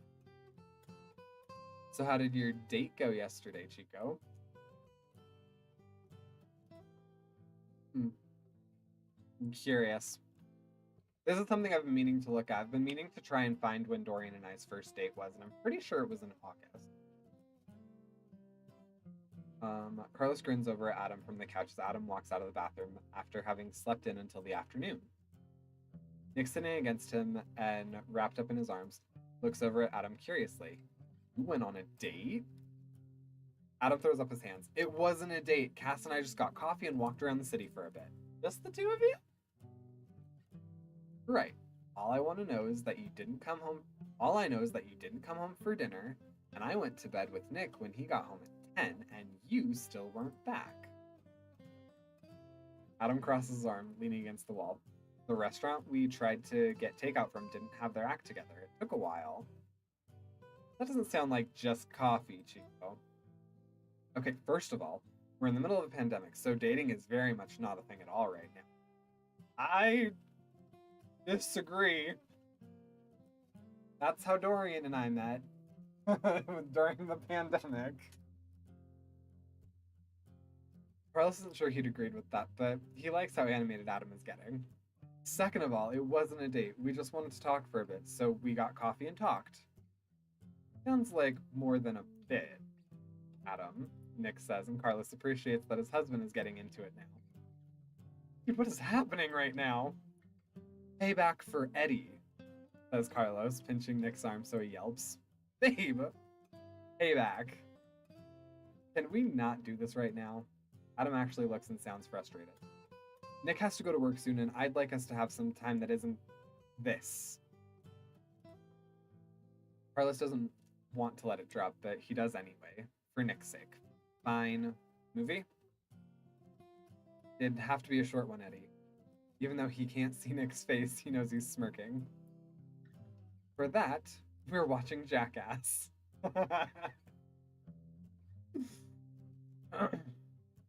Great, that just means I can take a nap before work. Nick shifts so his face is in Carlos's chest and makes an exaggerated snoring sound. Adam sits on the couch shaking his head. Maybe something episodic? Jackass is a series too. Fair. Dude. Adam's looking frustrated again. Adam, what's got your goat today? I mean, I guess you are going back to work. Fine, Chico. Let's just do some Black Mirror. Nick turns so he can see the TV again, and Carlos starts an episode. But as it plays, he glances over at Adam. Adam seems to be staring off into space. Wednesday, September 1st, 2021. Did I read that wrong?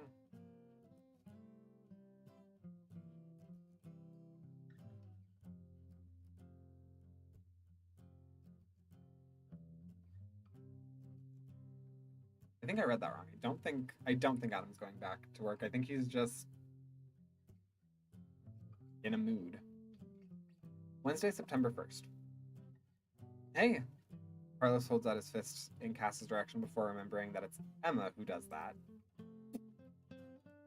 Adam's not going back to work yet. Yeah, he's in a mood because he's flustered. Fair.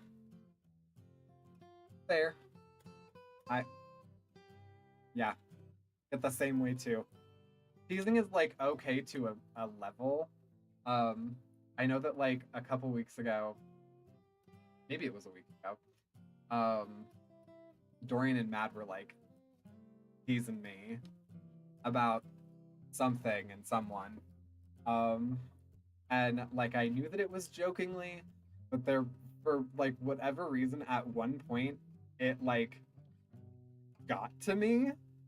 And so then I like perked into a mood until they were like, we're kidding. And I'm like, I know. So I feel him. She smiles at him, holding her fist out anyway, and they bump virtually. Hey Carlos, thanks for meeting me. Just for calling me Carlos alone, you've made this entire conversation worthwhile. Cass laughs. Sorry, I forgot I'm supposed to call you Eddie. I can still leave, you know. We haven't gotten coffee yet. Carlos thinks he's only half kidding, even though the nickname is growing on him. Right, sorry, she says, but he appreciates that she's at least apologetic about it. Blue bottle? They do a mean hot chocolate. That sounds good to me. They walk together. They walk together towards the nearest shop, but Cass is uncharacteristically quiet. Carlos waits for her to speak. Can I ask you something? She says finally. I assume that's why we were meeting, unless you wanted to get coffee with me too. In which case I should probably text my husband so he knows I'm going to be out late. Cass blushes. Sorry about keeping Adam out so late. Dude, it comes automatically, but he looks over at her. But she doesn't seem to mind. Adam's an adult. I'm not his keeper. But you are his best friend. And if I'm reading you two correctly, you're more than best friends. He feels himself start to blush at the thought. No, we've never... No, she means you guys have like a brother bond. Like you... Like... Yeah, are very tight. Sorry, she turns around. That's not what I meant. I just. She stops walking and looks at him. I know your relationship is entirely platonic, but you love him and he loves you. Carlos nods. That's true, yes. He wonders briefly if the feelings he still holds deep down for Adam are also obvious, but forces himself to focus on the conversation instead. Are very tight. Uh-huh. Yep. Keeping comments. Keeping comments. We're very tight, sir.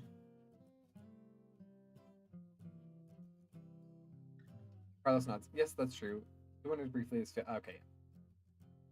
So you're probably the most important person in the world to him. I don't know if I'd say that.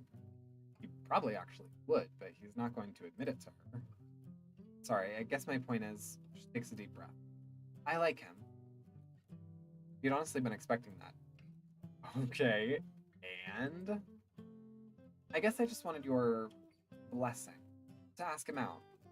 She looks uncharacteristically nervous from what he's seen of her. Dude, I told you, I'm not his keeper. You don't need my permission to ask him out.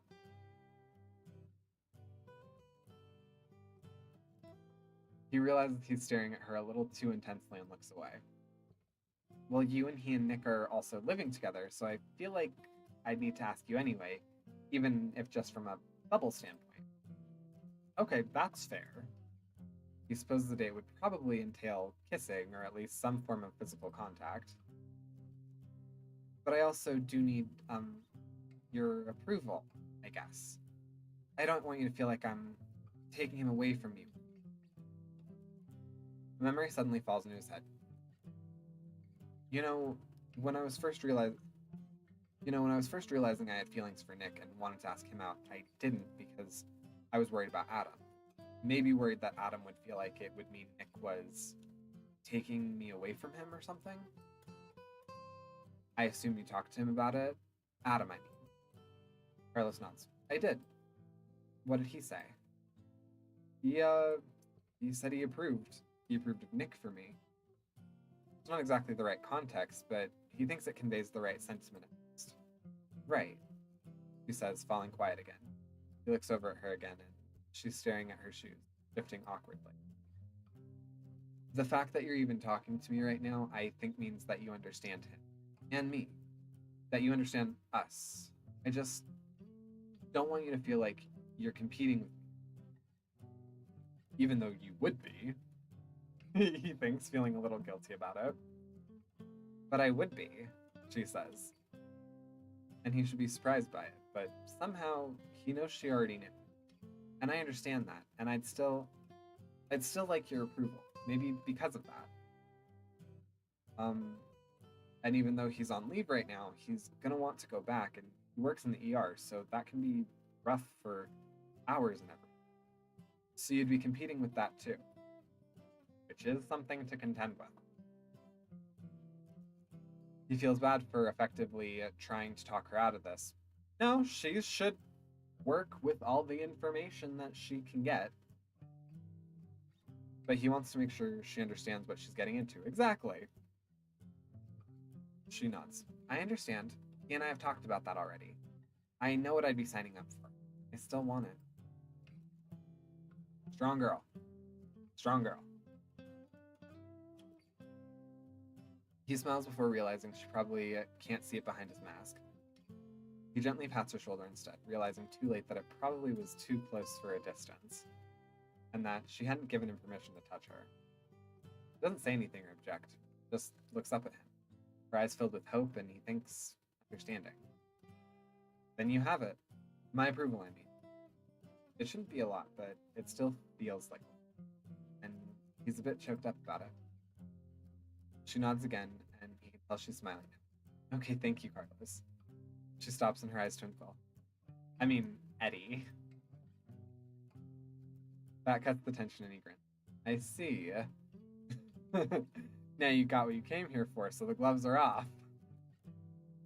She laughs and punches his arm, and his heart warms at it.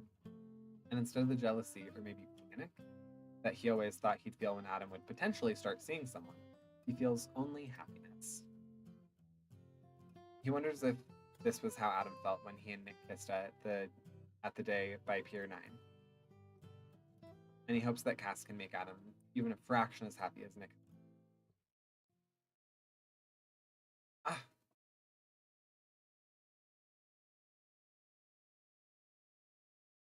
Adorable. Okay. Lifeline fix. Been out there searching, and because of you.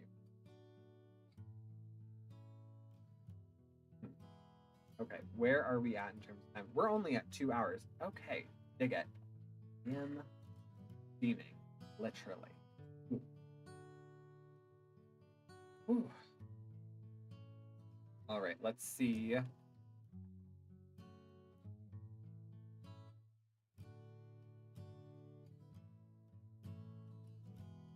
1900, that's not really anything.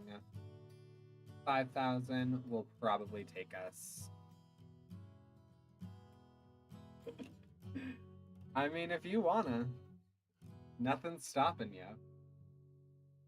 I think we'll probably get through Lifeline Fix and been out there searching, and then we'll probably leave because of you for next week.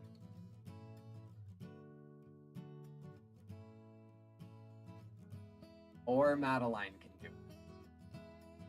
it. I'm not here. Why are you being funky? There we go. Because of... Oh my. Because of you is not a good place to end, so your plan's good. I've never been here. Uh-huh. Sure. I need to fix this. I think it should go up like that. There we go. All right.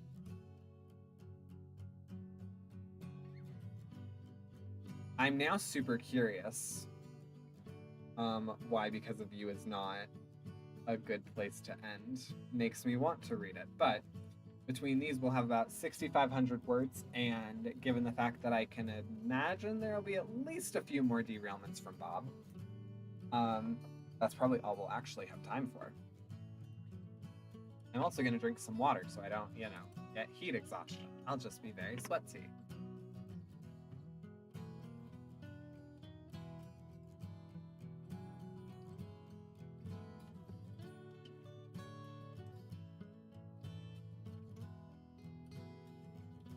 Uh-huh. Hide. All right. Dinner. Cass and Emma come over for dinner.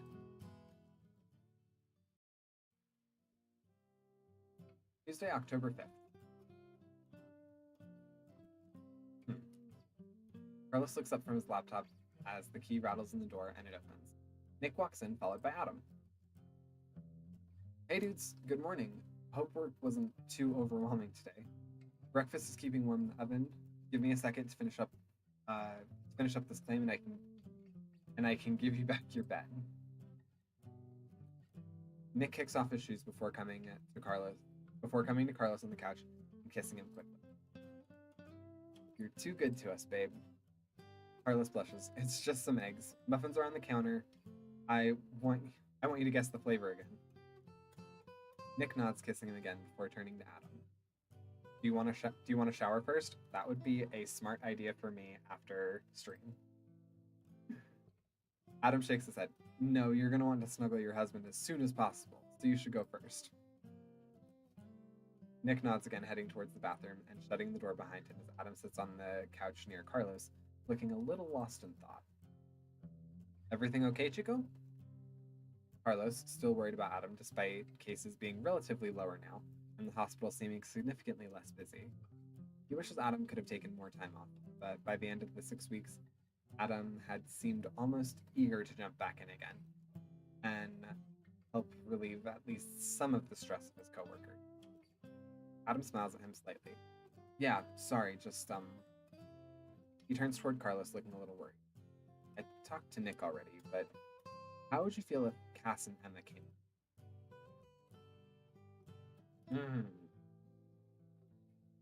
Chico, you and Cass are making out and having sex and stuff, right?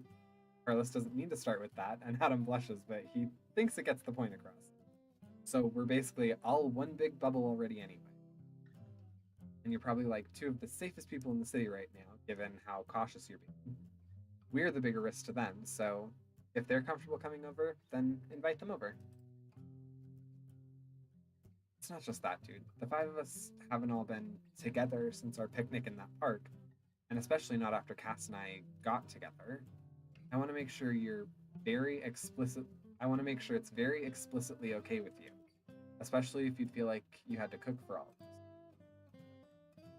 Well, I like Cass and I like Emma, and I think it'd be nice for all of us to spend some time together. It'd almost feel like things were normal again, and cooking for five isn't that much different than cooking for three anyway. It kind of is because he isn't sure his pans are big enough to make servings like that, but he doesn't want to ruin Adam's growing excitement.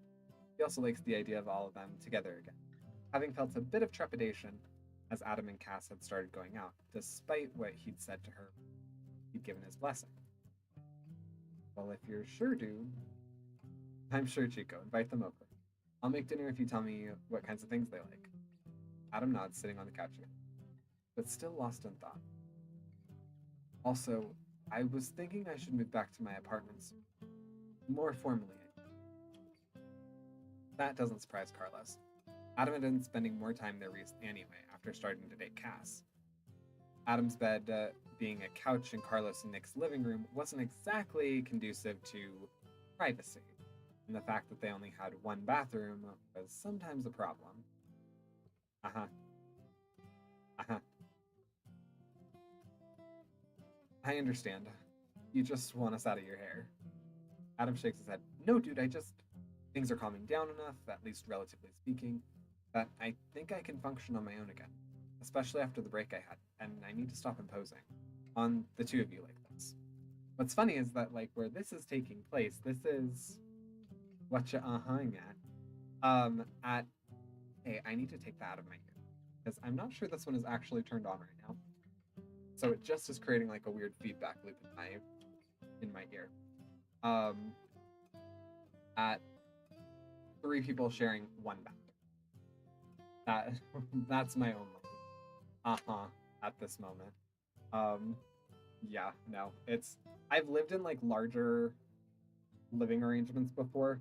But I feel like once you have a partner and like you share a bathroom, it's this weird dynamic where like you understand where everything is, how things are, like how things need to be like upkept, and then when you throw like other people into it, it's like this weirdly perturbing thing. It's difficult to explain, but yeah. So needless to say, when we move in like a month, our new place will have two bathrooms.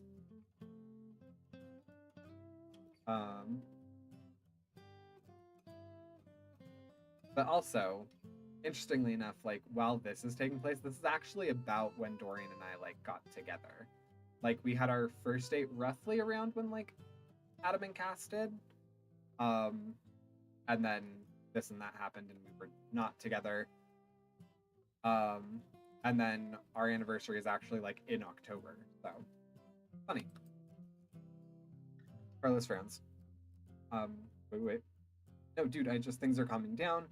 Enough, at least relatively speaking, that I think I can function on my own again, especially after the break I had. I need to stop imposing on the two of you like this. Carlos frowns. Chico, you're never an imposition. I know, dude. Adam pats his hand, smiling now. And I really appreciate everything you've done for me this week. More than I could possibly express, but I still think we need our own separate space now, given we both have serious relationships now. Bro, you've been with her for like a month and it's a serious relationship? Okay.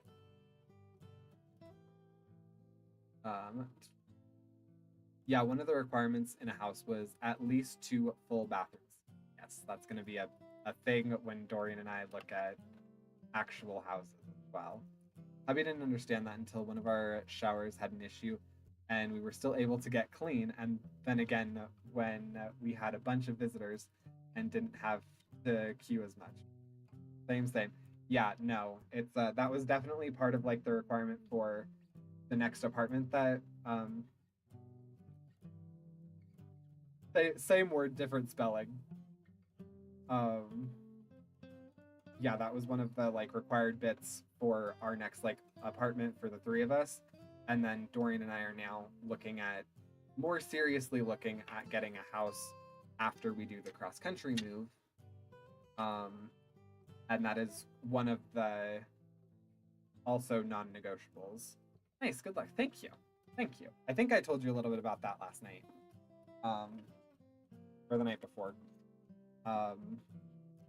But yeah, having at least like two functioning bathrooms. House hunting is stressful.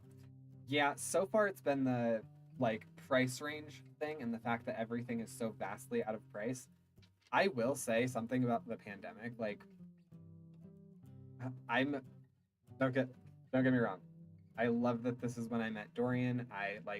I wish that I'd met Dorian earlier in my life. I would have loved that time with him. Granted, I would have been a different person if he had met me earlier.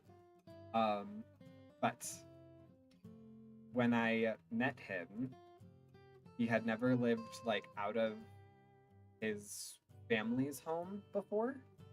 And so he very much wanted to experience like apartment living and yada yada. And I was very much like, hey, so I'm thinking about buying a house because home prices are so insanely low in places that I want to live, namely big cities. Because everybody was like flocking to get out of big cities during the pandemic. And I very much wanted to live in one. So places like Albuquerque were getting flooded by all these people that were like, I want the small city lifestyle. And yeah, just terrible. Like ruined the realty market out there. While in much larger cities, all of the prices went down because people were trying to sell quickly and get out of the city.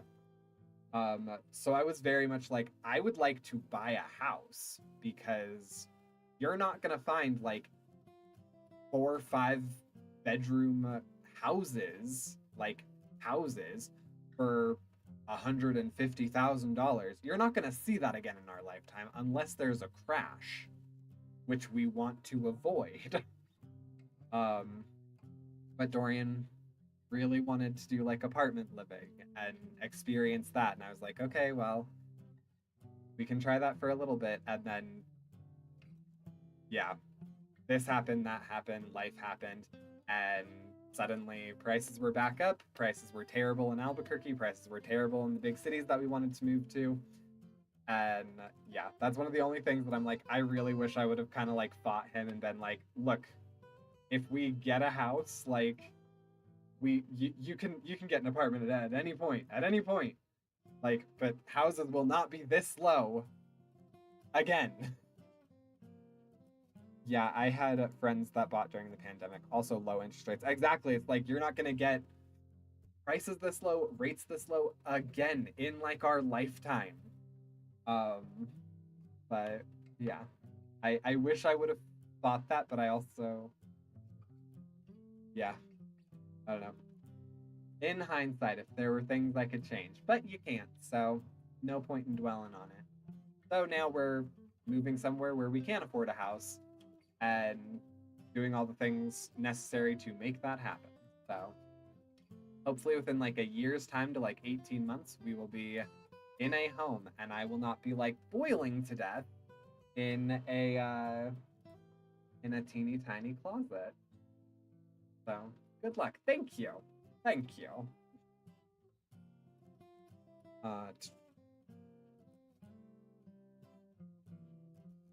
Then you can have your own office with a real window. I know. It'll be like, actually, Bob, you've never met me when I actually had an office in like real space. Yeah, no. I'm very excited to not be in here anymore. And like, I'm kind of excited for where my space is going to be in the new apartment too, but also there will be like no privacy with my computer and setup and stuff. So yeah, that's the only part that I'm like, I would prefer having like a place where I can like shut a door and like kind of sequester myself if I need to be, but I could also breathe. So, good luck. Thank you. And I can hold up inappropriate signs outside of that window while you're streaming. Noted. Send Pat lots of sketchy and or lewd games to play. I mean, you know, I have one of your sketchy lewd things also in here, so you know. And you're also, you know, the prime contributor to my OnlyFans, so I feel like it's not really adding that much extra to your plate. Ah, yes, there. If you're interested in seeing this sweaty boy, feel free to go check out that link. Oh. I make all of Pat's OnlyFans content. Exactly. Bob is just crying.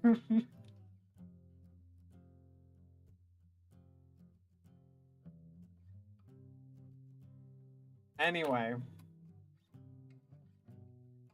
I know, dude. Adam. Brain back in the game. Adam pats his hand, smiling now. And I really appreciate everything you've done for me this year, more than I could possibly express. But I still think we need our separate space now, given we both have serious relationships now. So this is serious. Carlos really doesn't need to ask because he knows it is. But he still needs to hear it. It's only been a month. Adam nods. Yeah, I was worried at first when I started going back to work because we wouldn't have as much time to spend together anymore. But she's been so much more understanding than I could have expected. He pauses. It reminds me of you, actually. When we moved here and I was busy with grad school all the time. Carlos blushes, glad that Adam's being well cared for at least. I love you, Chico. Adam smiles at him softly. I love you too, dude. And I'm gonna miss having you so close by. It feels a lot like it used to, when we were living together. You're moving back into your apartment. That's like a block away, Chico. And you'll have the key to this place anyway. You make it sound like you're moving to New York or something. Adam laughs and ruffles his hair. I don't know, maybe I'll start dating Wade and move out there for him. Carlos shakes his head and pats his shoulder. I really should finish this claim though, so you can have your bed back. Adam nods, sitting back on the couch again and closing his eyes. Thanks, dude. Friday, October 23rd. Yeah. Carlos looks up from his pots and pans over the stove at the sound of the key in the door. Nick stops chopping vegetables next to him and slips a hand around his waist instead. Then the door opens and Adam walks through, followed by Cass and Emma. Hey, welcome! Please make yourselves at home. There's some wine and glasses on the table. Ooh, that sounds so good. What time is it? It's 8 o'clock. Duran, if you're feeling like you love me and want to run across the street.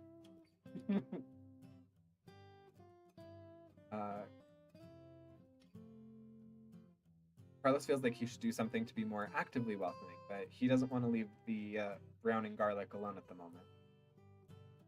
Oh, cute. Ah.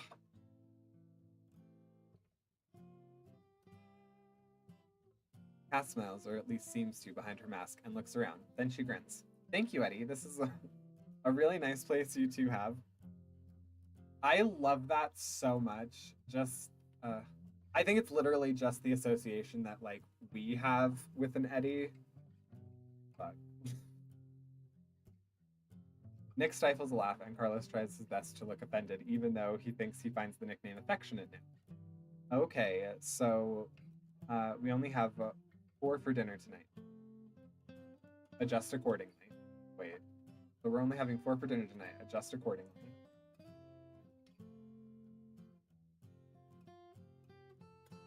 It is really nice, though, Cass says, looking a little apologetic.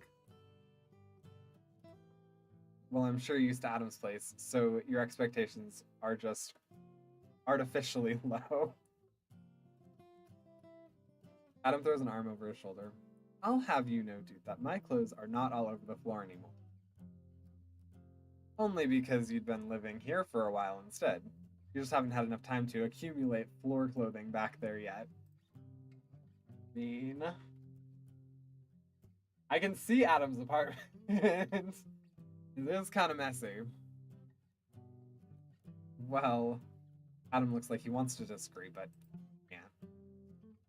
Do you want our masks on, or Emma seems reluctant to remove hers, even though Carlos and Nick aren't wearing theirs, and Adam's already pulling his off. You're welcome to keep yours on if you're more comfortable, but like I told Adam, we're basically all a bubble now anyway.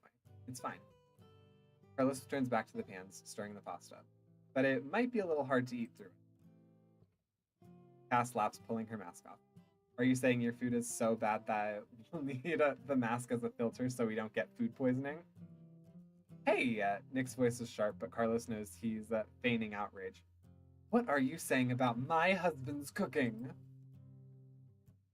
Cass and Emma both look a little taken aback, but Adam laughs and gently rubs Cass's shoulders. That was a joke.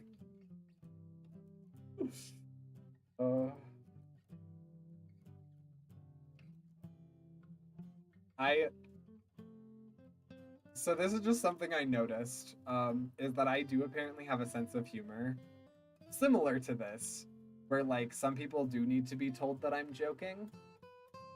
And that actually happened today at work. I was doing some training and I had said, I don't even remember what it was. I had said something that was just ludicrous about, I think about one of our products or something like that. And I had said it to someone that was like my superior or my superior superior. And it was taking them like a second to think about it. And then the person who was my actual superior was like, he's just joking. Oh no, it's so awkward when that kind of thing happens at work. Oh no.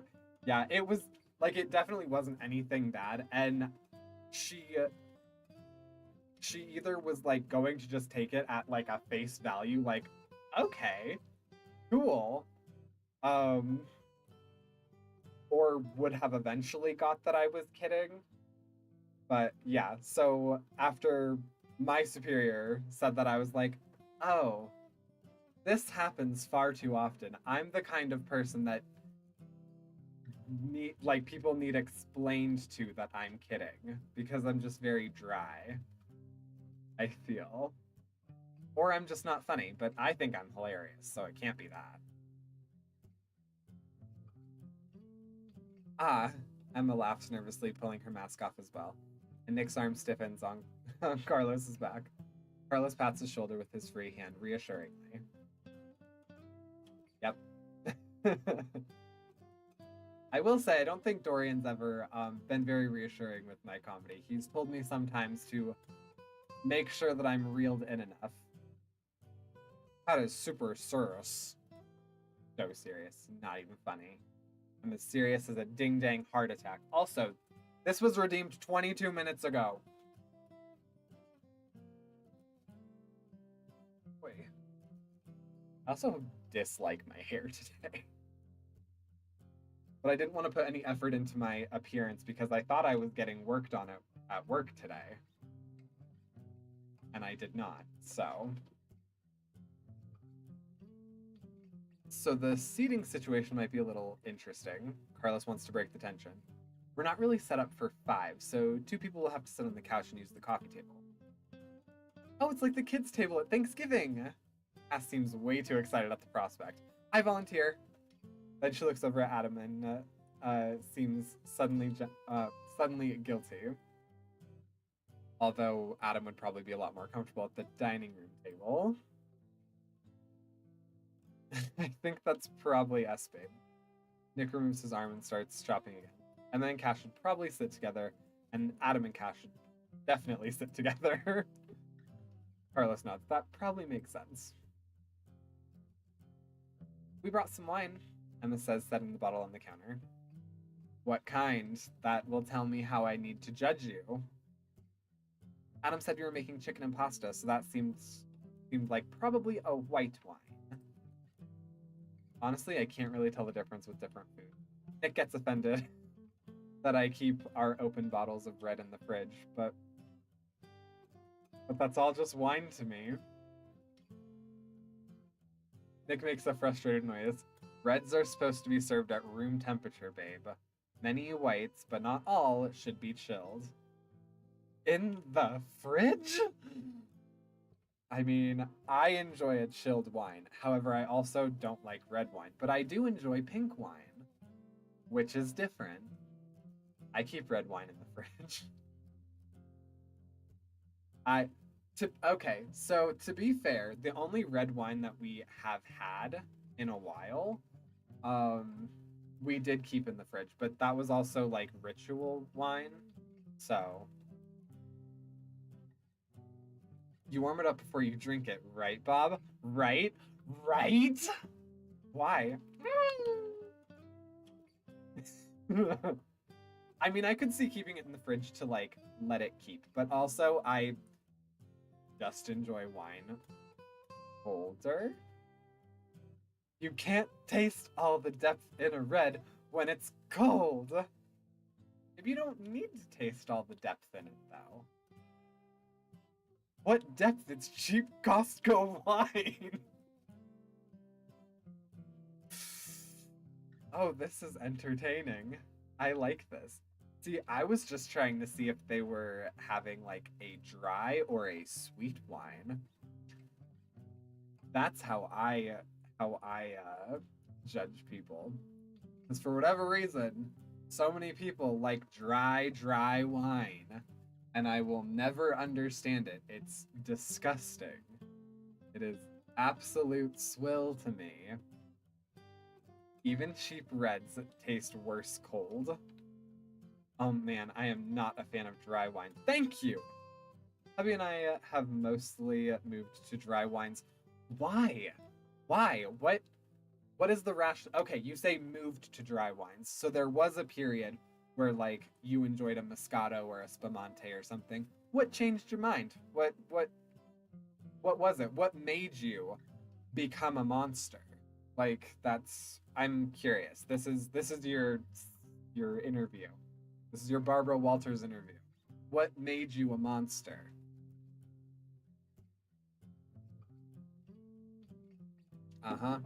He's taking his time with this answer because he knows that there's no answer that's like a good enough excuse. Yeah, like it was originally like Arbor Mist, and then we did Moscato, and then Rieslings, then Pinot Grigio. Okay, so you just like moved down. My eye is betraying me. You just like moved down the scale. Why though? Why would you want that? But I don't understand. What would possess a person to want to do that? Like ugh. I dated this guy who was like way too into wine. And I tried so hard, and no. Hubby always says our sugar tolerance collapsed when we turned 30, and yeah, that feels about right. Mine came back a bit, but his hasn't. Oh. I'm just waiting for Bob to say, you'll understand when you're older. You'll understand when you're older. Babala. Don't tell me those things. I am so close to 30 and I have such a sweet tooth. I don't, granted, I have been weaning myself back on like a lot of artificial sweet stuff, as much as I can. But, I don't want to think that like all these freaking horror stories about what's gonna happen to me in a year. When you have more gray hair, it'll make sense. Bob, we've had this conversation. I will never have gray hair. It will almost be impossible. I'm over 30 and I still eat candy by the handful. Thank you, Sil. See, Sil knows how to do this right. Sil knows how to, when you trim your nose hair, it'll make sense. Also will never be a problem of mine. I can barely grow this. You think there's anything happening in here? No. No. I get like nervous trying to like trim my mustache because I'm like, if I get rid of this thing, it's gonna be another year before we see it again. Yeah, old man. Oh no. Oh no. Oh no, no, no, no. I can't. I'm also terrified not just of like my taste buds change because that happens. I do get that your taste buds change. Um, but I'm terrified that everyone tells me like when you turn 30, everything that your body's been suppressing, like all of the pain that you feel, just wraps ya. And I'm not ready for that. I'm already aware that I'm in pain. I don't want to. I like big thing is that I have a bad back. Um, and so I don't want to turn 30 and then suddenly one day be like, why can't I get out of bed? And then go to the doctor and then be like, you've had a slipped disc for 9 years. Like, oh, okay. Yeah, that kind of happened. Not exactly at 30, but like starting then. Now, if I sleep wrong, I have shoulder pain for a week. Uh huh. Bob, you so. Have I ever told you that you're a very comforting soul? Yeah, sorry, no good news that, from me on that front. Oh my. Things to look forward to, Pat. Yeah, yay. I was, so I was also having this conversation with my superior. Um, I found out that she's younger than me. And she was talking about being in like her mid-20s and whatever. And I had mentioned to her that I had thought that she was like at least 30. From like a few things, not just from her physical appearance. Her physical appearance is like generally roughly a young woman. But I was telling her like I can't wait to get out of my 20s because I feel like your 20s are just like a period where you get this freedom that you don't know a ton of what to do with it. You make horrible choices, then you double down on those bad choices, make a few really good choices. But like you mostly double down on the really dumb ones. And then when you're in your 30s, you have like still youth to you, but you also have wisdom then to like not make dumb choices, to more reasonably assess things with like experience behind you, but you're not like an old person, so you can still be going out and having fun, and you're typically a little bit more like stable and set up in what you're doing, so you have like a little bit of disposable income, if not, a fair amount. So, yeah, wait, was I supposed to stop making dumb choices? Why did no one tell me? I still, I'm not gonna lie to you. From the sounds of it, you sound like you have a pretty fair life. I like how you seem. You seem like a good person. You seem really fun. You have a cute family, from what I hear. It seems like you're making reasonable choices in life.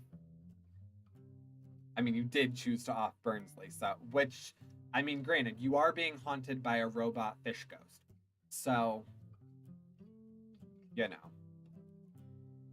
gotta always take the good with the bad, I guess.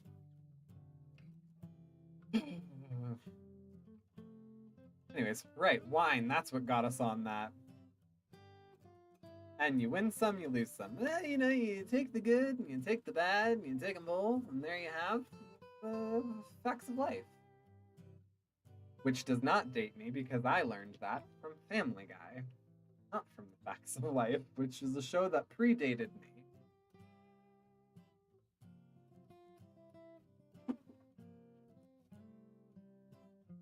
Carlos kisses him. Since when did I marry a wine snob? I thought I was getting Mr. Vodka and Soda over here. Nick blushes. Well, the bottle isn't cold, but we could put it in the freezer. Emma starts, but Carlos shakes his head. Yeah, Nick doesn't get to opine.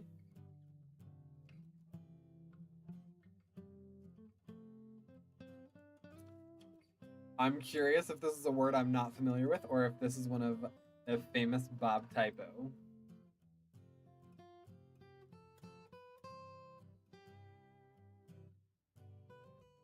Hold and state as opinion. Okay, it is just a word I don't know. It's a word. It's to give an opinion on something. Yep, word. See, that grammar to me looks off, but it is a correct use of it. Look at that, I learned a new word today! Take it from your elders who read nerdy sci-fi. Fair enough. Fair enough. Yeah, Nick doesn't get to opine on wine temperatures because he guessed my muffins wrong yesterday. It's fine. Thank you for bringing it. Carlos looks at him smirking. Is that some innuendo? Because it sounds like an innuendo. No, that's just literally how Bob talks all the time. I mean Carlos, not Bob. No, Bob speaks like a professional. It was 80 years ago.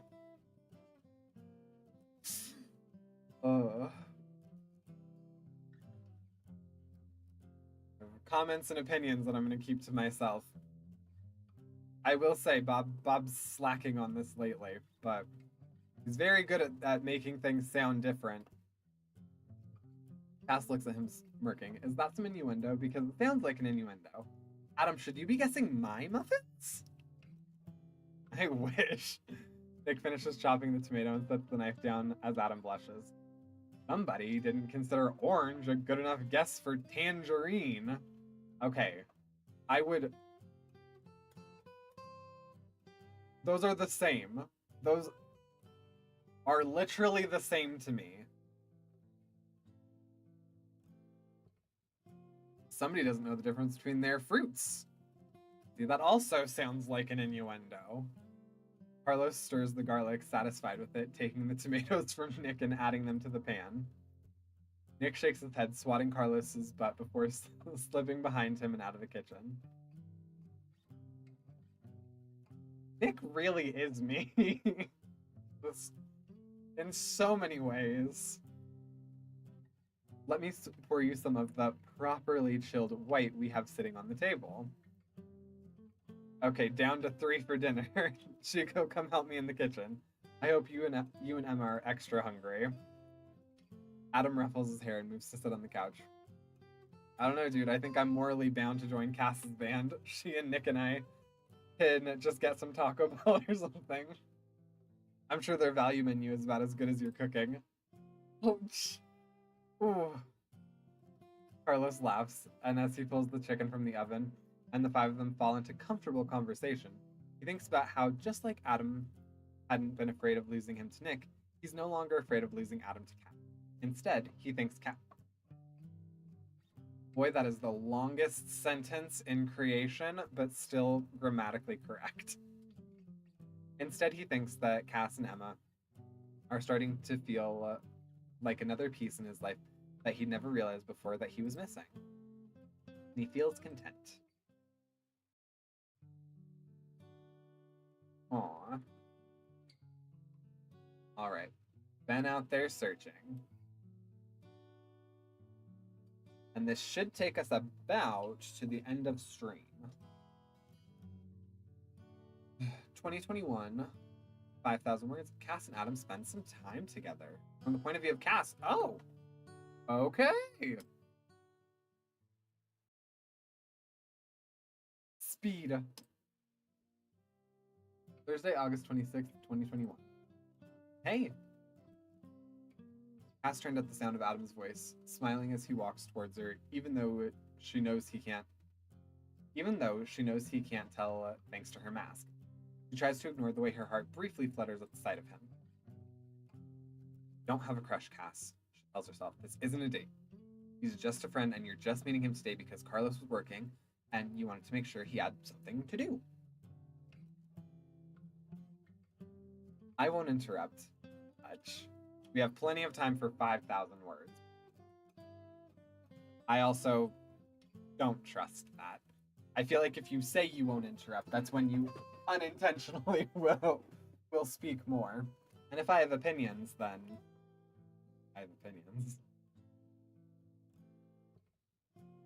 It almost works. Hey, thanks for agreeing to grab coffee with me today. Hey, thanks for agreeing to grab coffee with me today, she says in return. Adam's standing next to her now, approximately 6 feet, although she'd never really been very good at judging the distance. And she knows it's mostly a meaningless number anyway, especially outside. No, thank you for hanging out. I hope I'm not keeping you from work or anything important. She realizes suddenly, or maybe again, even though it was harder to notice when they weren't next to each other, how much taller he is than her. Girls will stop at nothing to point out that their boyfriends are tall. It shouldn't surprise her. At under 5 feet, most people tower over her, but it feels significant in this case for some reason. So I will say, not being able to judge 6 feet. I had a friend one time. I thought this was just hilarious. She was working at a job, and this makes me think that it has nothing actually to do with 6 feet, except for the fact that people don't know how to approximate distances, lengths. But I had this friend who was working at a job, and she had to like approximate something, and her boss told her that they needed roughly 6 inches of something. So she pulled out like about this size of, it was either like fabric or paper or something that they were needing to cut. And her like superior was like, "What do you think 6 inches is?" And she was like, "I don't know. Women keep getting lied to about what 6 inches look like." I thought that was hilarious. So yeah, not being able to approximate is, I feel like, especially for women, it is not their fault. They keep getting lied to about how large things are.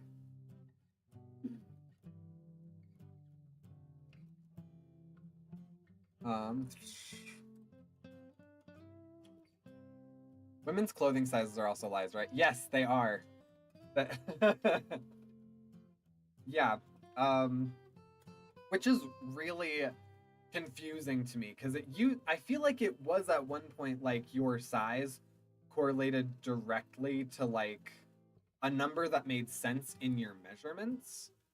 And I can't remember what the actual ratio was, but yeah, it would, being like a size 6 meant that you had like a waist that was X amount of inches around or something like that.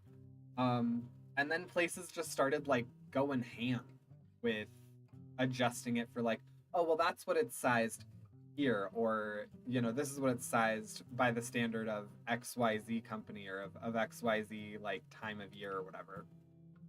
And even like some men's stuff too, like the fact that I have a suit that has the US and European sizes on it baffle me, especially because like on both of them it looks like it's straight up like measurements, or it should read measurements, but it's apparently not. The old sewing patterns still use the original sizing. It's absolutely nuts comparing that to what's currently in retail stores. Okay, yeah, so I was right. Wait, I'm now curious.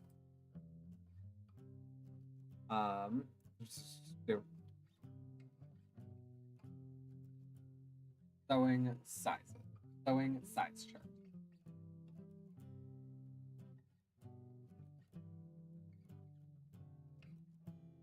See, and then there's European, and then there's French, as though the French are not European.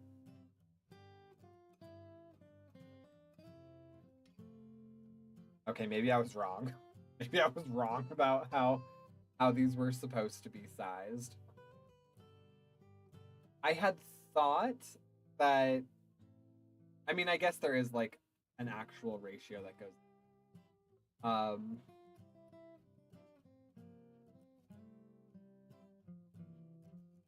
okay, this is crazy. This is actually legitimately crazy.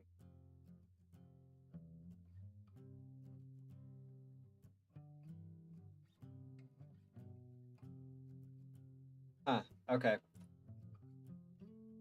So yeah, according to like the sewing scale, a lot of clothes that I buy are doing what men's clothes are have been skewed to do, which men's are now skewed to be like larger. So you're always like whenever you're a man buying clothes, you should feel like you're getting bigger all the time.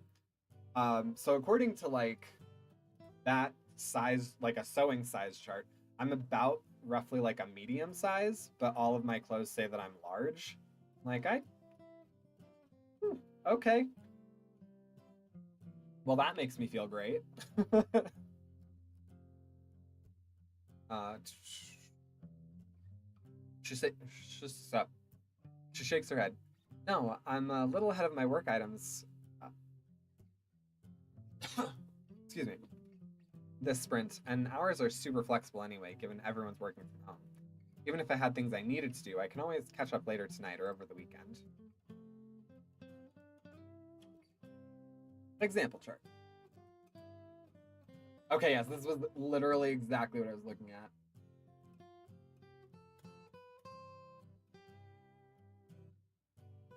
It's just a little bit more comprehensive here.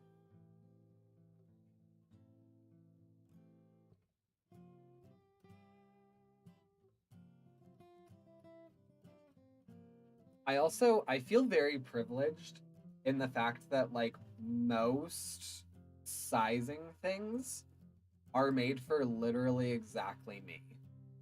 Um which like it's is a very kind of unique privilege, I guess. Um because like that sizing chart for instance is for men that are about 5'10". I am about 5'10". Um I know the other day, like we were discussing like the BMI and the fact that it doesn't actually work for everybody because its averages and ratios and stuff were taken from a group of young white men between like 15 and 80 or something like that, um, which is my demographic. So like my BMI is actually appropriate for me as opposed to some other individuals that did obviously not fall into that specific category that they based it around. Fun fact, industry standard clothing sizes ratios are for B cup chests. Really? Okay, this is something that gets me. Um so women have cup sizes for all sewing patterns are for B cup unless otherwise stated, and you need to do this annoyingly complicated bust adjustment if you have another size. Really? Really? Okay. See, I know very little about actually sewing, and obviously I don't have that issue. I've never thought about that though, about having to adjust for something like that. Things I never thought about today. Sewing patterns for women's clothing. But that makes a lot of sense. It does, and it's unfortunate that it's unnecessarily complicated. Especially because, like, is B actually a relatively standard size? Like, are most women, do they fall um, into that, like, category of being a B cup? Um, but so this is something that gets me. So, women, B is quite small these days. Okay. Just use the Photoshop scale tool on your sewing machine. What with hormones and food and everything. Yeah. No, that's fair. But so women have cup sizes for like, you know, their tops. Why do men not get cup sizes for, you know, down there? I feel like that's a part of underwear that like of men's underwear that should be a thing. Um, just like, and I know that like when men have to like wear cups for sports and whatever, they judge it based off of your waist size. Like if you go into like a sports authority or something and you ask about a cup, they'll ask you what your waist size is to give it to you. But those aren't always correct or accurate. Um, I wish it was that easy. I mean, that would make so much sense for underwear, right? Right? Like I don't know. I feel like a lot of men know what it's like to like wear underwear that is fine fitting everywhere else, but then is Pat speaking? Pat is speaking from experience, not specifically with like an athletic cup. Um, but Pat has had several experiences where knowing that things where how do I put this?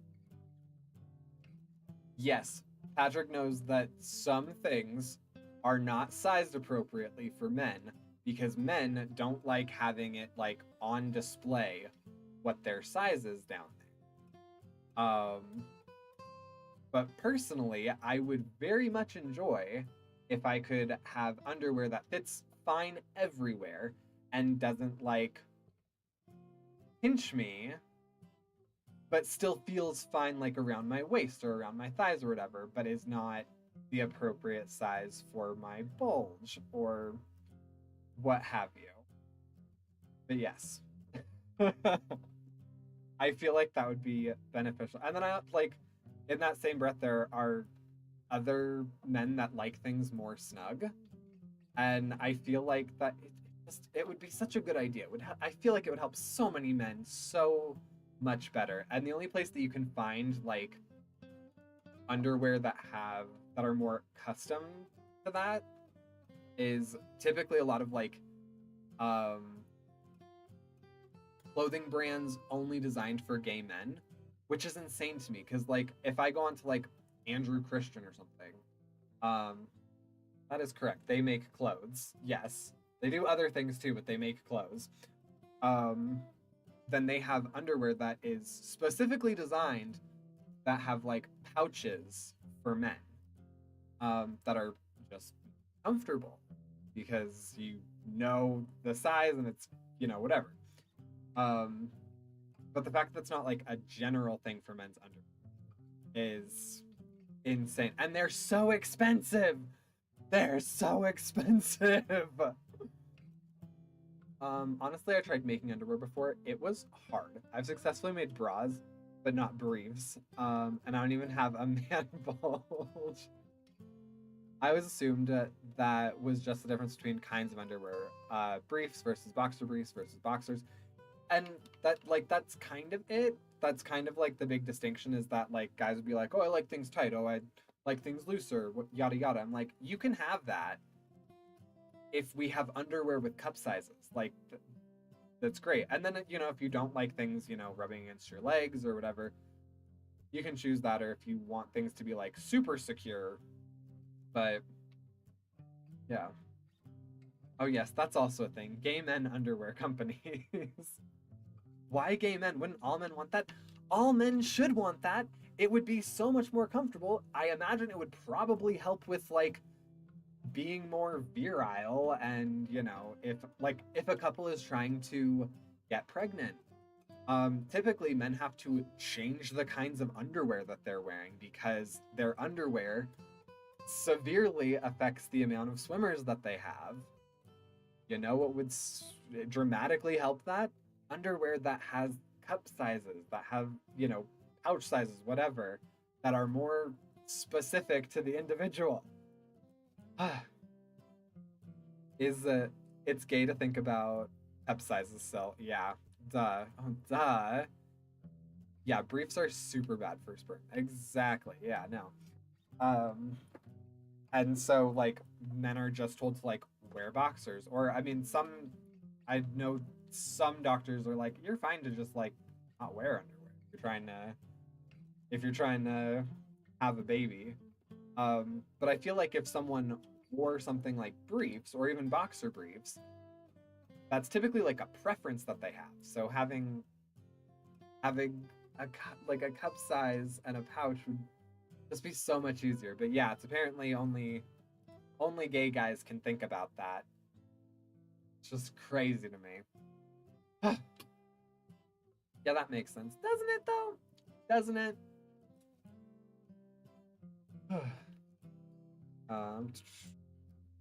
Right. Cass is ahead of her work. Adam nods. That sounds nice. I love that, like, you're like, speed through this. First chance we get, I launch into like an opinion that I don't think had anything to do with what we're talking about. Are you okay? Looks like your clothes are bothering you today. Sorry, it's just because I'm trying to impregnate my wife. Like, what, right now?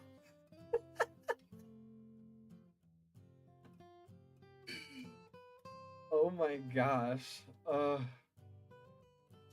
You know, and that awkward conversation could be avoided, but nah, it's too gay to think about your underwear. Adam nods. That sounds nice, he says, and she thinks about how different his work life is from hers, and starts to feel bad for him again for the current situation of the world. So, do you have a favorite coffee shop? I have a few I tend to like, but I'm always happy to try a new place. Adam shrugs. Not really. Even when the world and work isn't this, I tend to just either be at work or hanging out at home or with Carlos and Nick.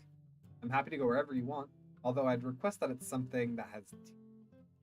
I've never been a fan of coffee.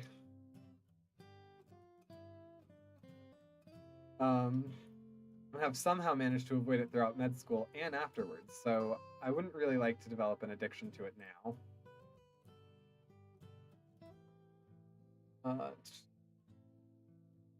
So don't you know men's pants come in easy easy open mode? Just like tops for nursing women? Nice try. Alex has tried that one on me. And I know that they're just ripped sweatpants I'm on to you.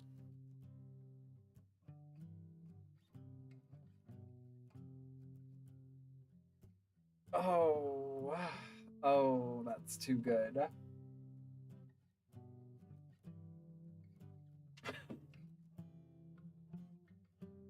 That's fair. Tea is nice too. She stops and thinks about the 2 cups of coffee she's already had today. I probably drink too much coffee, actually. I wasn't so bad when I was in the office because I didn't really like the stuff they had there. Facts. For me, working at like a super high class fancy place, the coffee sucks. But now that Em and I are both home together and Em brews some a few times a day, I usually can't say no.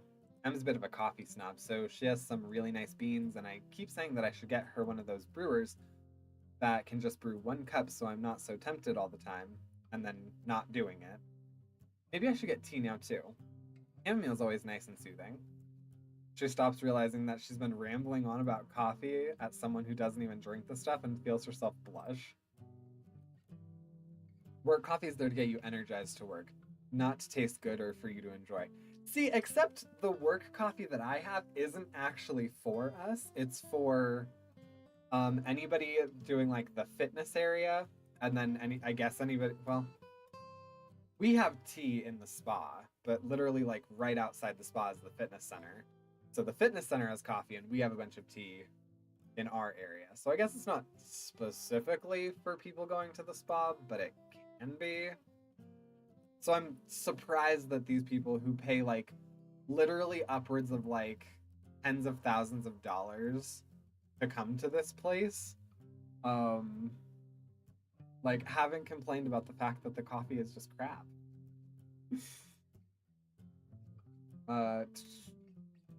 No, I totally get that. Nick developed a bit of a coffee addiction when we were in med school together. Yes, it was less snob and more just needing the energy boost. But he managed to get cut down to a reasonable amount afterwards. I guess no one knows better than we do that what caffeine does to your body. And it helps that Carlos doesn't touch the stuff either. He prefers hot chocolate. You know what's funny is I know an individual who prefers tea and hot chocolate to coffee. He makes games.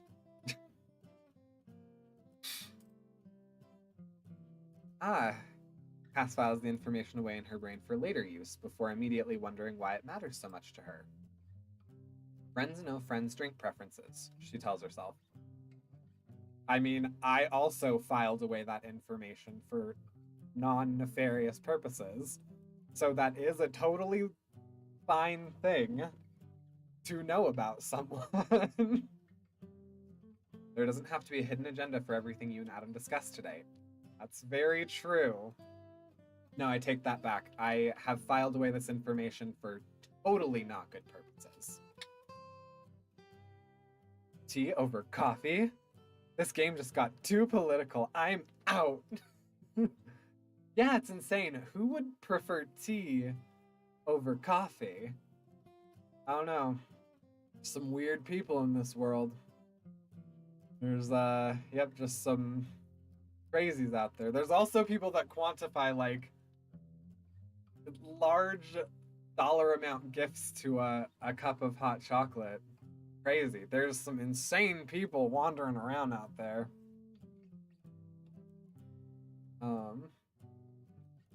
You just want to get to know your friends. I'm pretty sure you both already know that the only coffee in my house is Aldi's instant decaf, and it's like 2 years old now. What? No! Bob! I thought that you loved coffee. Yeah. I had no clue that you preferred tea. Or hot chocolate, specifically for some reason. No, this is new information. Comes as a total shock to me. Crazy. Ah!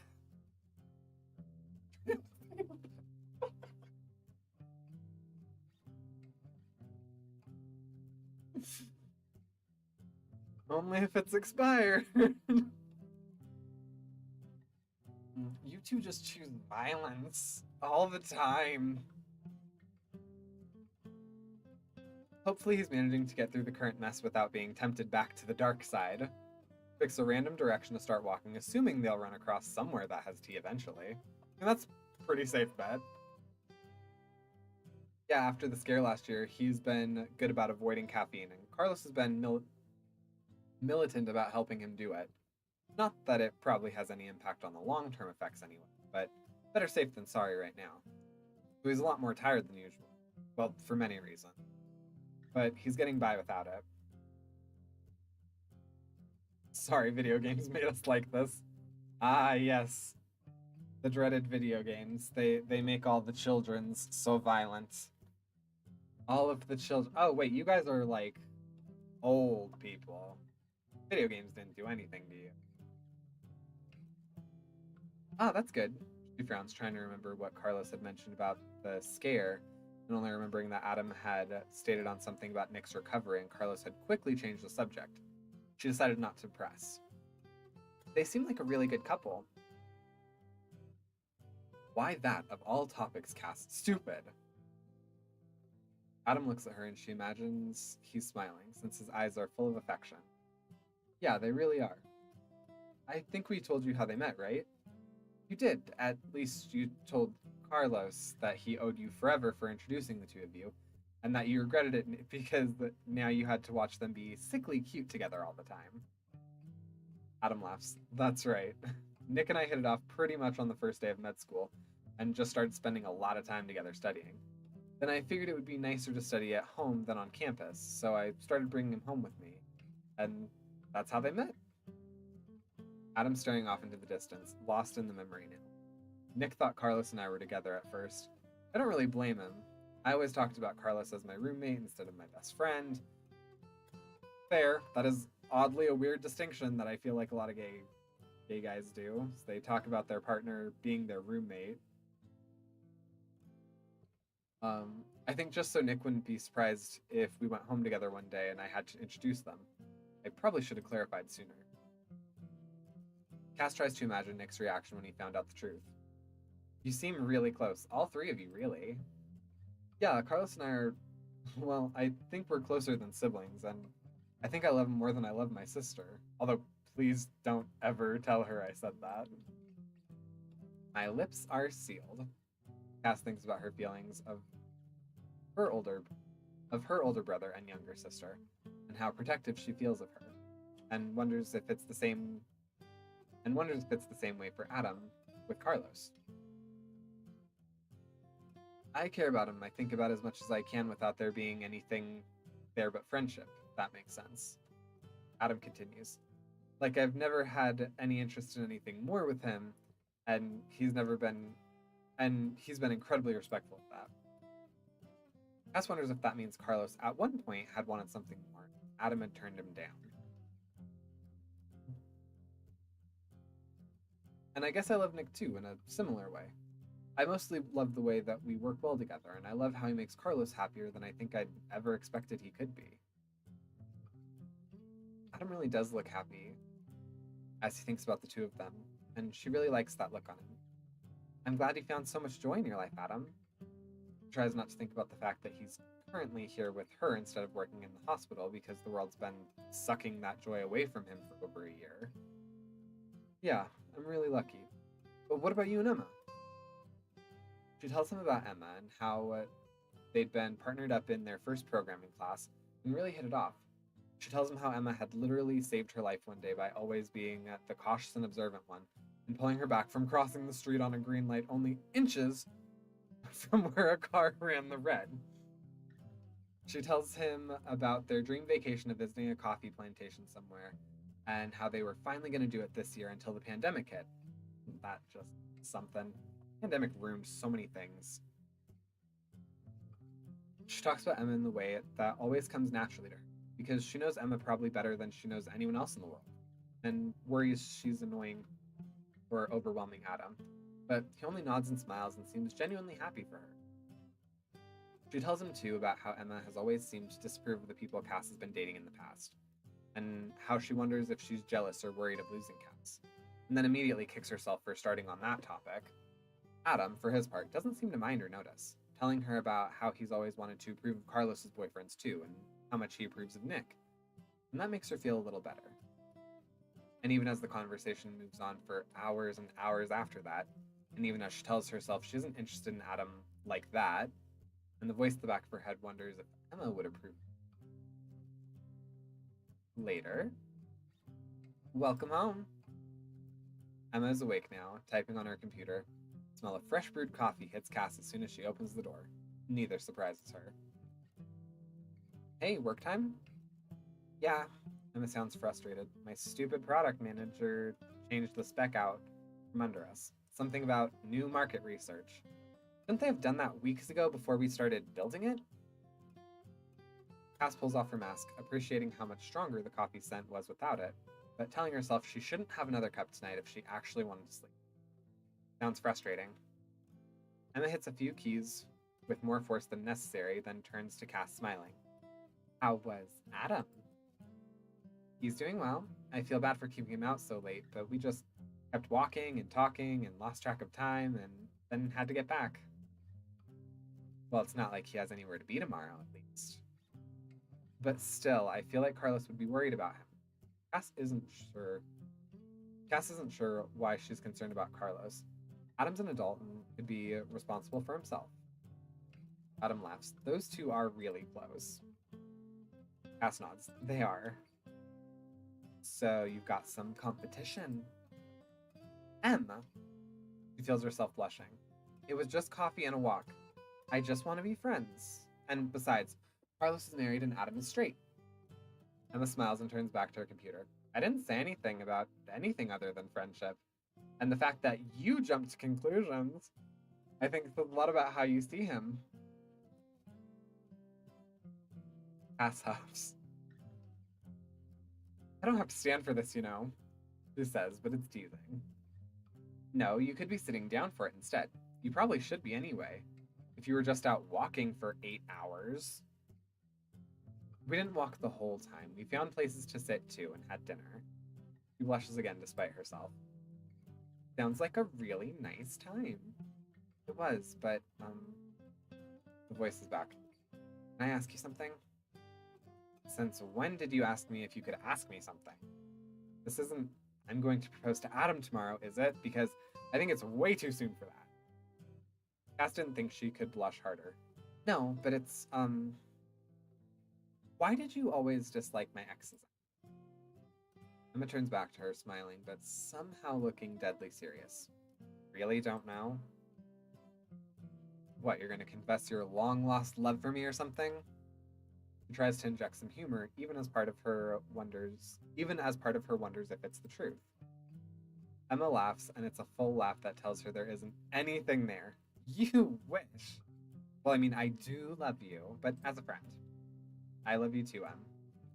She thinks even if Emma were interested, and she weren't about as straight as she thinks someone could be, she wouldn't want to risk ruining their friendship, and she wonders if Adam feels the same about Carlos. Emma grows serious again. But really, you've always been such a go-getter and been attracted to guys who were too. Oh, and been attracted to guys who were too. And in college, that meant a lot of, honestly, very sleazy people. You remember how I always wanted you to text me every 5 minutes when you were heading to Victor's house? And when you were coming back? Cass nods, also remembering that Emma had insisted Cass's hand was on her phone while she was walking and wanting, but not quite asking, Cass to check in with her sporadically from the house too. It'd honestly been really annoying. I do. Well, I was always worried something bad was going to happen to you. I always got this vibe from him that was just, I don't know, not quite axe murder, but not something I would want to put my best friend to be alone with. I always sat up, phone in my hand, the entire time you were over there, waiting for a call or for you to walk back through the door. Oh. Cass feels simultaneously insulted and cherished. I'm sorry you worried about me like that. I don't think I ever realized how much. It's funny the things we do for people that they don't ever see. Emma's smiling again. Yeah, well, then you stopped dating when we moved here and I didn't have to worry anymore. I stopped dating here because I didn't know how to meet people and the apps are full of tech bros. And don't get me wrong, because God knows we're both that kind of person too, but I don't really want someone who's so disconnected from reality, valuing computers over people. Does that even make sense? Emma nods. It does. We're both so buried in tech that you want someone who's more about the human connection. Then she grins and Cass knows she understands what Cass. Then she grins and Cass knows she understands what Cass is trying to ask. You like him, don't you? Cass blushes. I don't not like him. I just don't know if I want to date right now. I mean, we're in the middle of a pandemic. Girl, it's fine, stop. Well, if it means anything, I like him for you. The entire time you were out today, I didn't pick up my phone once. It's been here next to me, of course, in case you needed anything, but I trust him, and I trust him to take care of you. Oh. Cass thinks back to her other boyfriends and how almost overzealous Emma could be sometimes with her. That means a lot to me, Em. She waves her hand dismissively. Yeah, well, good talk and all that. There's some coffee left for you if you want.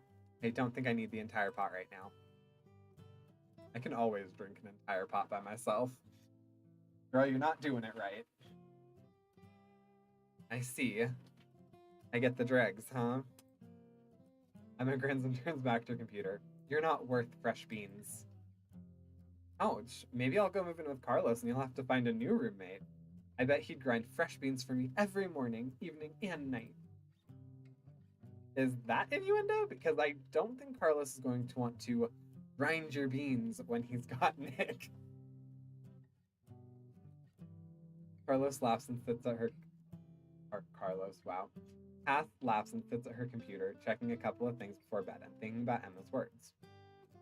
And she finally lets herself admit that she does want something more. And maybe that's okay. Monday, August 30th.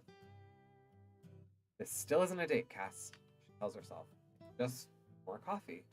you were actually going to date him, you'd need to talk to Carlos first. She wasn't sure why exactly. She'd asked Adam to walk with her again today.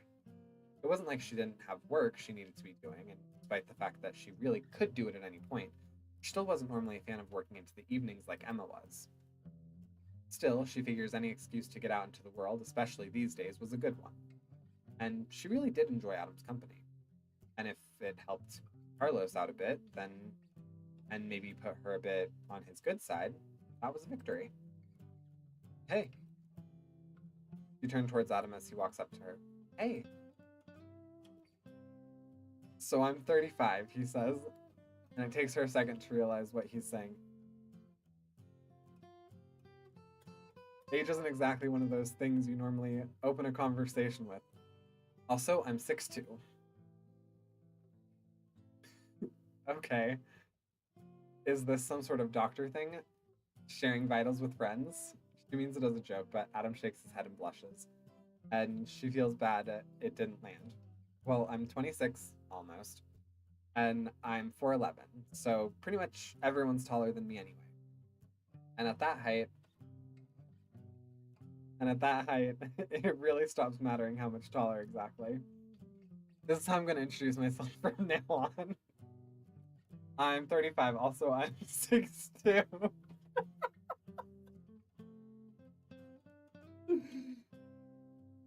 Oh, see, this just gets me. Oh my god, I am like pink as the dickens.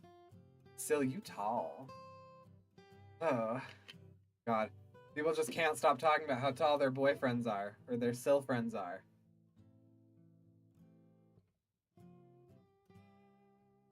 This just gets me because of our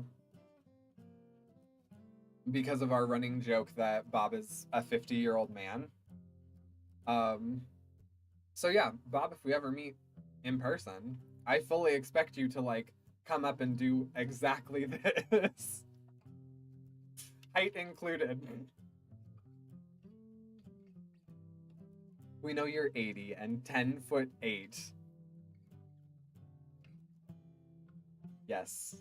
Syl is an 80-year-old 10'8" wizard. If I was 10 foot, I wouldn't have complained about the ceilings.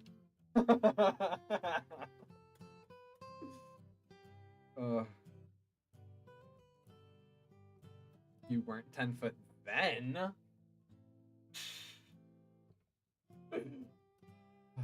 Okay, everyone's much taller. He nods. Sorry, that wasn't exactly the smoothest conversation opener ever. I mean, you know. I will say that 10-year age difference is something, because she says I'm 26 almost, so that really makes this 25. So 25 and 35. I mean, it's not like a huge thing, but I definitely feel like, you know. There are some things where, like, Dorian and I's age difference is, like, apparent. And so if I dated someone 10 years younger than me, I don't know. Granted, I also think about that now, and I'm like, dating someone 10 years younger than me would mean they're not yet in their 20s, and I would definitely have nothing in common with them. She thinks she understands why he brought it up, and doesn't think she'd realize either how far apart their age they were. There we go. But the more she thinks about it, the more it doesn't feel like they're that different, and the less it bothers her. You were in school until you were probably like 27, right? And then residency after that? Doesn't know much about med school, but he nods, and she feels a sense of pride that she at least understood that much. So in some way, we're both just starting to get the hang of our careers. She immediately wonders if that was a mistake. Not that I think you'd need time for that. I'm sure you're very skilled at what you do and took to it instantly. I just mean that we're both at the start of our careers. It just takes a bit longer if you're doing things that matter. She remembers Adam telling her he's a surgeon, but that he normally works in the ER. Your work matters too, Kaz. She laughs at that. I build a website so Donald Trump can upend politics and diplomacy and insult his rivals. I mean, he can't anymore on that, so you did something right. She can tell Adam smirks at that, even with his mask in the way. Not anymore. You can't. Well, I'm just saying, what you do is actually important, so they just needed more time to make sure you were doing it right. She's not sure who she's referring to by they, but Adam seems to get it anyway. He can again, F for Twitter. Oh. Well, that's why no one goes on Twitter anymore. I also found out that Twitter is apparently just a porn site mostly now. Yeah, I have not been on in a minute, and when I do, I literally am just like posting typically like stream or video stuff. But apparently, like you can, yeah, apparently they're like cool with explicit images. That was mostly a right-wing echo chamber now. It is. But if you go into like so it's that and corn, yeah, pretty much. If you go into like any thread, you will be met with like a dick pic or something. Issue. Sil makes a new Twitter account. Everyone moved there from Tumblr. Oh yeah, NSFW stuff was a real problem there for ages. On Twitter, really? Huh. I didn't think I knew about Tumblr. Obviously, that was a pretty fair and easily accessible place. You just were in a different part of Twitter, Pat. Apparently, Twitter was the place for smut. Now I think that place is Blue Sky. You don't say. You don't say. You don't say.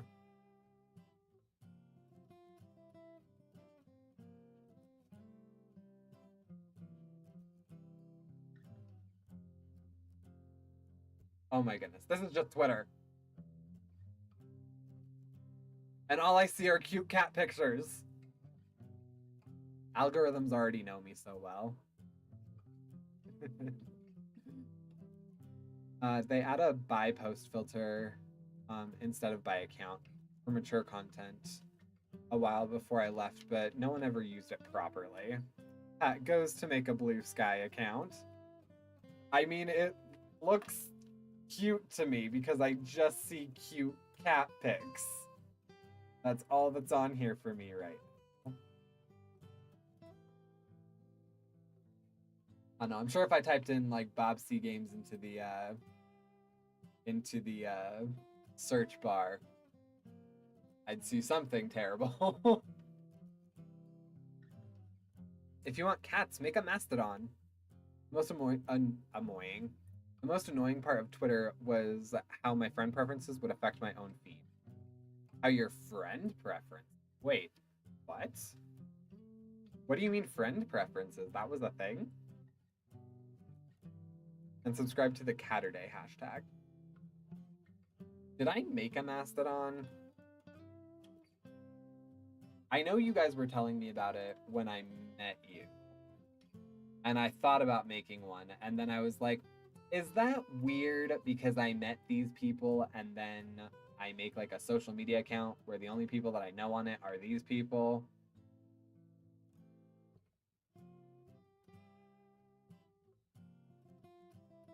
I did not. Okay, because my social media login doesn't work.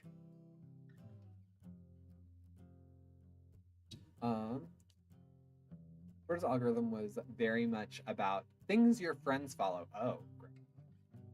Oh, okay. That reawoke memories. Yeah, I had an ex. I had an ex who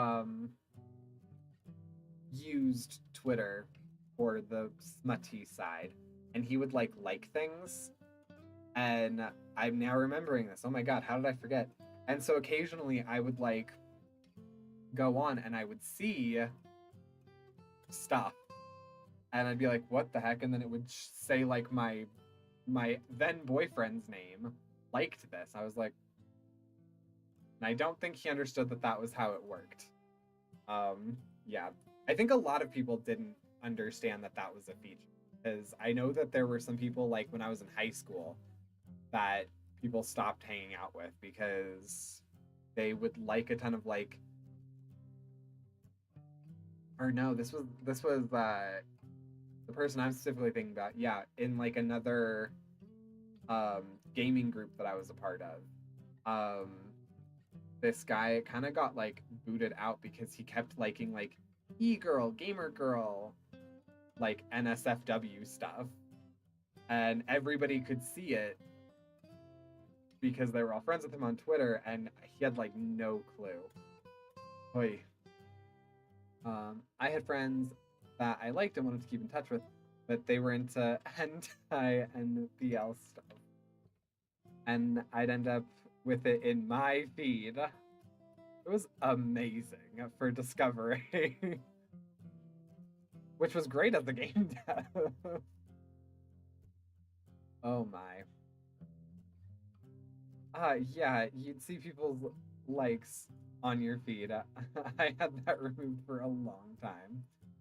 I think it also showed some tweets from accounts your friends followed, even if they hadn't liked them. That's fair. That's when I yeah, feel like they do. I feel like everywhere does that though still. Because I don't know. Ugh, irritation. Um, just enough of your friends seeing tweets like this, so now you will too. Again, great for discoverability. Oof. What are they called now that they're not tweets? X's? X's? Pat can see X's on X now. I think, what are they called now? X. God, this is so stupid.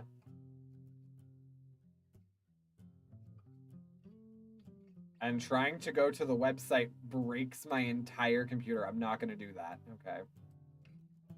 I've still been calling them tweets, but I know that they're supposed to be called something else now. I think they're just technically posts. Just dumb. Oh god. Ruined that entire freaking platform. Not that it was like the epitome of anything super great before, but oh god, it just went down. Went way down. Clearly on Blue Sky, they should be called skywriting.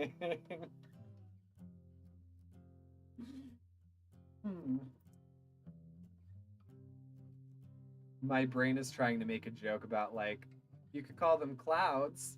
Then you'd be like, that cloud looks like, you know, if it's just a cesspool for smut.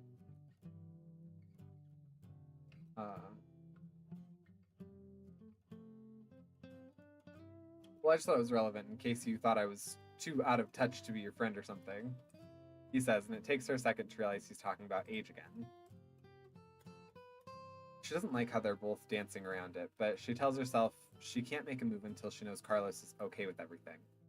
Yeah, well, it's nice to have friends who are a bit more settled in their lives. Em's always been really mature for her age. I always joke with her that she's 26 going on 50. Bob, did you know that we were gonna meet? Was that not as unplanned as I had said earlier in stream? Adam laughs at that.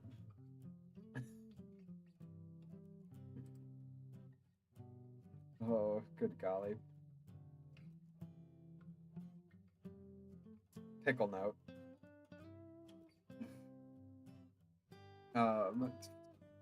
Adam laughs at that. She does seem really responsible. Both of you do. She ignores the obvious correct response and requisite thank you for that. Does it matter to you, our ages? She's suddenly holding her breath and wishing she could see his mouth as he thinks, and hoping he understands the unspoken question. Adam shakes his head, and by the way he looks at her, she's pretty sure he does. No, you're right. We're both really just a few years into our proper careers. I guess you could think of residency as a paid internship. That's a thing for you, right? Is it really a thing for most people? Cass nods. Yeah, I actually interned at Twitter the summer before I graduated, and they liked me and made me a full-time offer for afterwards. So I thought it was easier. Adam nods. We get along, so why shouldn't we be friends? We're at similar parts in our lives in a lot of ways, as you pointed out. Even if I'm older. Then he shifts and she thinks he looks guilty. Sorry, I didn't mean to just keep us standing here. Where do you want to walk today? For Tech, it's basically expected. Well, Tech is very lucky in that then. I liked our walk around Golden Gate Park last time. Want to head that way again? Sure. He starts walking in the direction of the park and she follows him, trying to find a discussion topic that would get her mind off of him. If you don't get a paid internship, at least your junior year summer, you're going to have a rough time getting a job. Good to know. If I ever went back to school and didn't finish either of the other degrees that I have and decided to do tech stuff. I had paid internships every summer of college. Brag. It's okay if you don't want to talk about it, but what was work like before all of this? He doesn't seem offended, so she supposes that's a good sign. Busy, but I like that, you know? Nick normally works in pathology. Gross. And I don't know how he does it. There's too much structure, and it's missing a lot of that human touch. I guess I'd rather work with, like, germs than I would with people. In spite of my present career choice.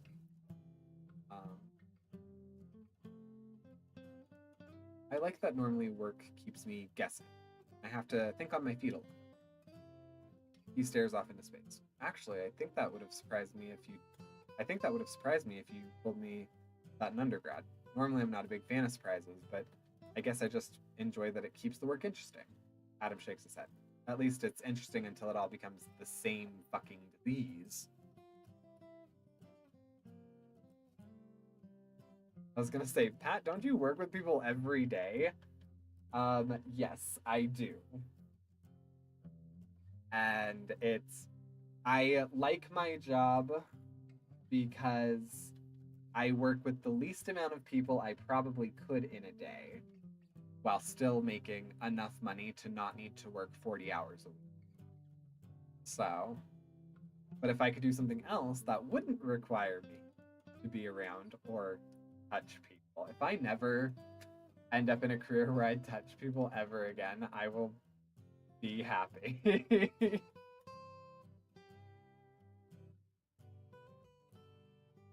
Cass should have known this was a bad topic. I'm sorry, I didn't mean to set you off again.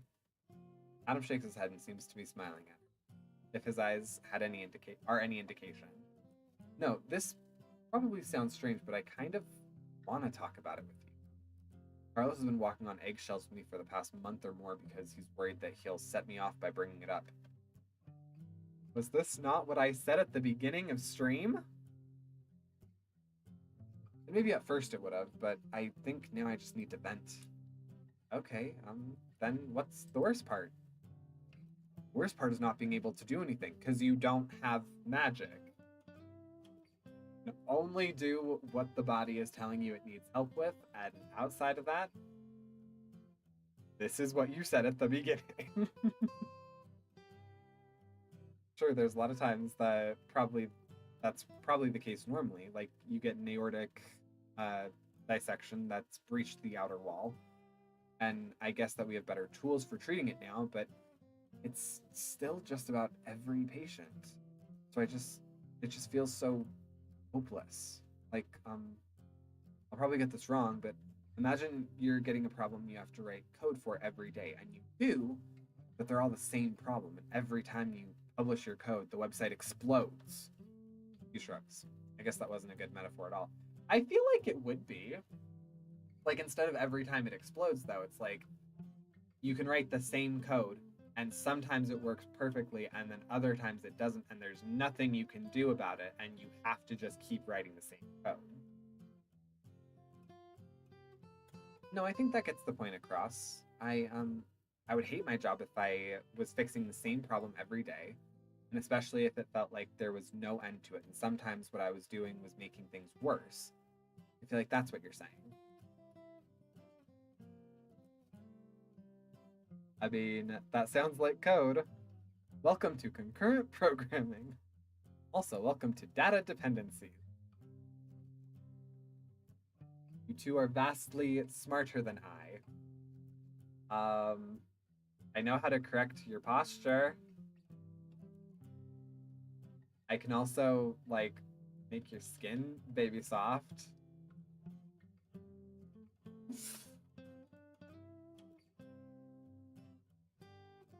Yeah, something like that. It's just unrelentless, which is maybe why it's so bad.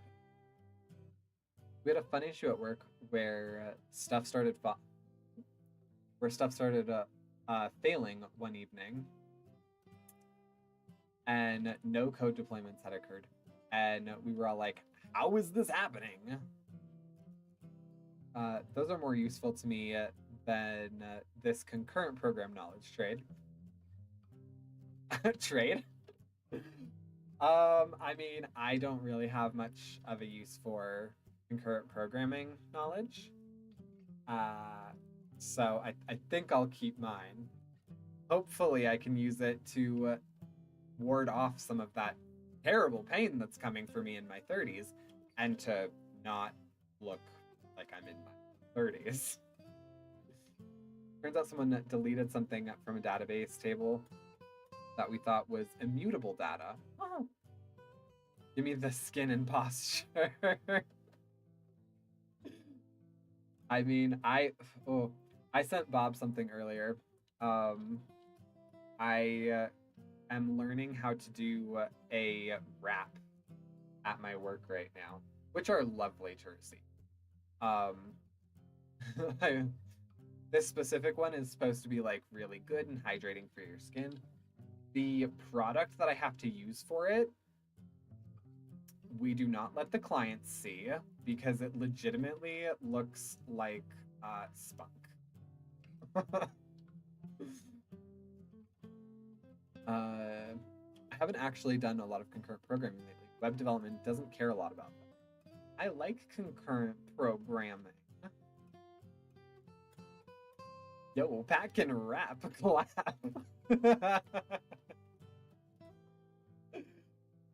Oh, you know, is one of my many talents. I'm what they call a triple threat.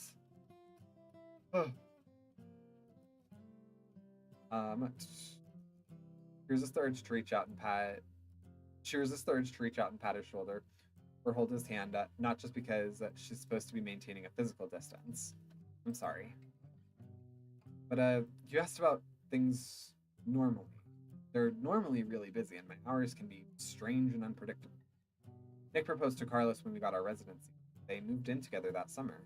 So I'd been on my own for most of my non-academic experience, but it's really nice to have someone to come home to, you know?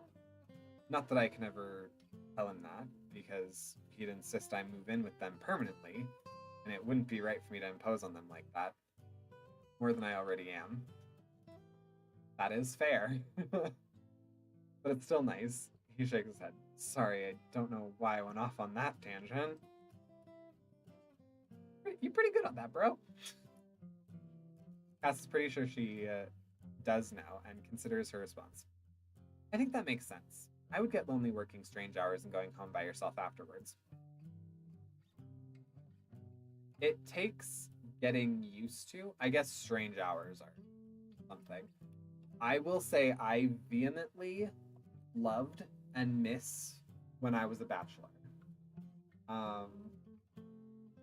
I do remember there was definitely a period of time where I didn't feel great coming home, but I also always had Draco, so that was always nice. I did always have someone that was like excited to see me and be around me and whatever. So I mean, I get what he's saying, and also like I require so much alone time that I wish I had been a bachelor a little bit longer than I was, had my own space and did my own thing, and you know, uh, I have a lot of experience with people with strange hours. Em's always had a habit of working late or adjusting her hours based on her meetings or lack thereof. Like sometimes I would come home from work and she'd just be waking up on days when she didn't have to be in the office for anything.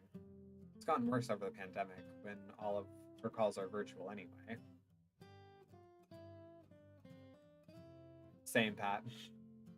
Um, I've fortunately never had a human roommate, and I'm bad on my own, so cannot relate to that, but it makes sense. That's fair.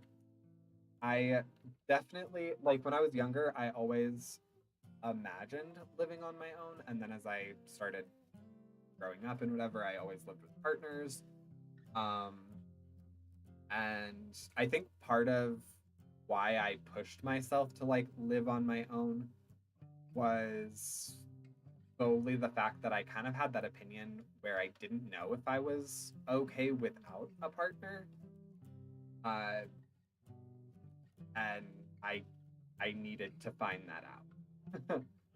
Unfortunately, it was very short lived because I then instantly got a partner, which was a huge mistake. Um, but for the time that I was alone and by myself and didn't have roommates and didn't have a boyfriend and whatever, like there were definite growth edges that I was needing to work on, and I so should have like ground on them harder um before jumping into another relationship. But yeah, I perpetually can't speak more highly about like living on your own and getting to know yourself and getting to just like be with yourself and learning to be okay with just you. But I know that that's not for everybody.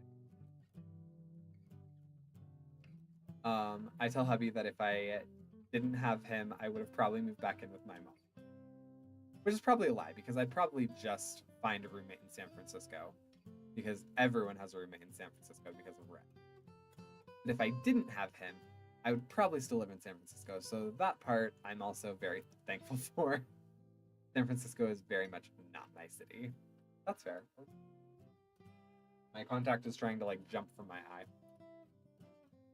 That's fair.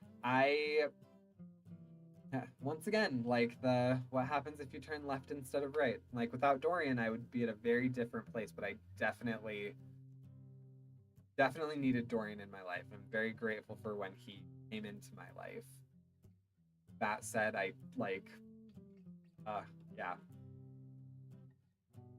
But why I'm excited to go into my 30s, like I'm tired of making these choices that I've made, and I'm excited to like move forward into a totally different part of life with more knowledge and wisdom. Ugh. Adam doesn't say anything to that, staring off into space in front of them as they walk. So, what was the Adam of undergrad like, if not a fan of surprises? He laughed at this and surprised her by starting with a tale about a frat party. Wednesday, September 1st. Then you have it. My approval, I mean. Cass wishes she could see most of Carlos's face at the moment. But by the way his eyes are staring at her, she thinks he's actually relieved. Not half as relieved as I am, she thinks. From the way she thinks she gets along with Carlos and Nick, she hadn't been expecting too much pushback. Still, maybe Carlos was actually the jealous type. Okay, thank you, Carla. Okay, thank you, Carla. She stops, feeling a bit mischievous now. I mean, Eddie. His eyes seem to light up at it, and she wonders if the nickname is starting to grow on him. I see. Now you got what you came here for, so the gloves are off. He feels comfortable enough to punch his arm, and he doesn't seem to mind. Still, she feels the need to be reassuring. And, I promise I'll do right by him. He chuckles. If you're gonna call me Eddie, you already are. That makes her laugh. Can I give you a hug? I know it's not exactly. He cuts her off, already holding out his arms. Yes, I would love a hug. She moves in and they hug. And she can't but feel it's the start of something important. Friday, September 3rd. Hey. She turns out and walks up, allowing herself to feel okay with the way her heart seems to skip a beat at his voice this time. Hey, yourself. Thanks for hanging out again today. We really could have done this tomorrow. He seems a little guilty about taking up more of her time. She wonders if it would have been more prudent to not skip out on another afternoon of work, but she tells herself that she wanted to make sure to leave the weekends for Carlos, at least for now. It wouldn't be a great first step if she took away his time with Adam and used it to ask him out. It's always nice to get out for a bit. Thanks for coming. He nods, looking around. So we could walk and not get coffee again? She blushes, remembering the past 2 times they'd met for coffee had involved exactly none of it. Sorry, I always just get so deep in conversation with you that I... Oh. Hey, don't apologize. Caffeine is a diuretic anyway. And the last thing we need while we were walking is an increased urge to pee. Although I did bring a water bottle this time, because not drinking any liquid is also bad for you. That is a fact. That is something that my profession consistently touts, so. She notices the water bottle in his hand and suddenly feels naked without her own. Right, she clasps her hands together, trying to work up the courage. So, I didn't ask to meet you today just so we could walk again, as much as I like walking with you. I wanted to properly ask you out, like in a romantic sense, because if I'm not misreading things horribly, I think that's something you might be interested in too.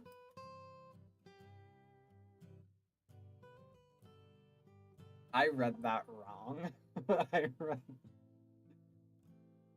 I just drink Pat's tears. I heard I drink Pat's tea, which made me think that we were back on the Pat's fluids thing. But no, Bob just likes tormenting me. I just drunk Pat's beers. I mean that too. That could have been another way to do that.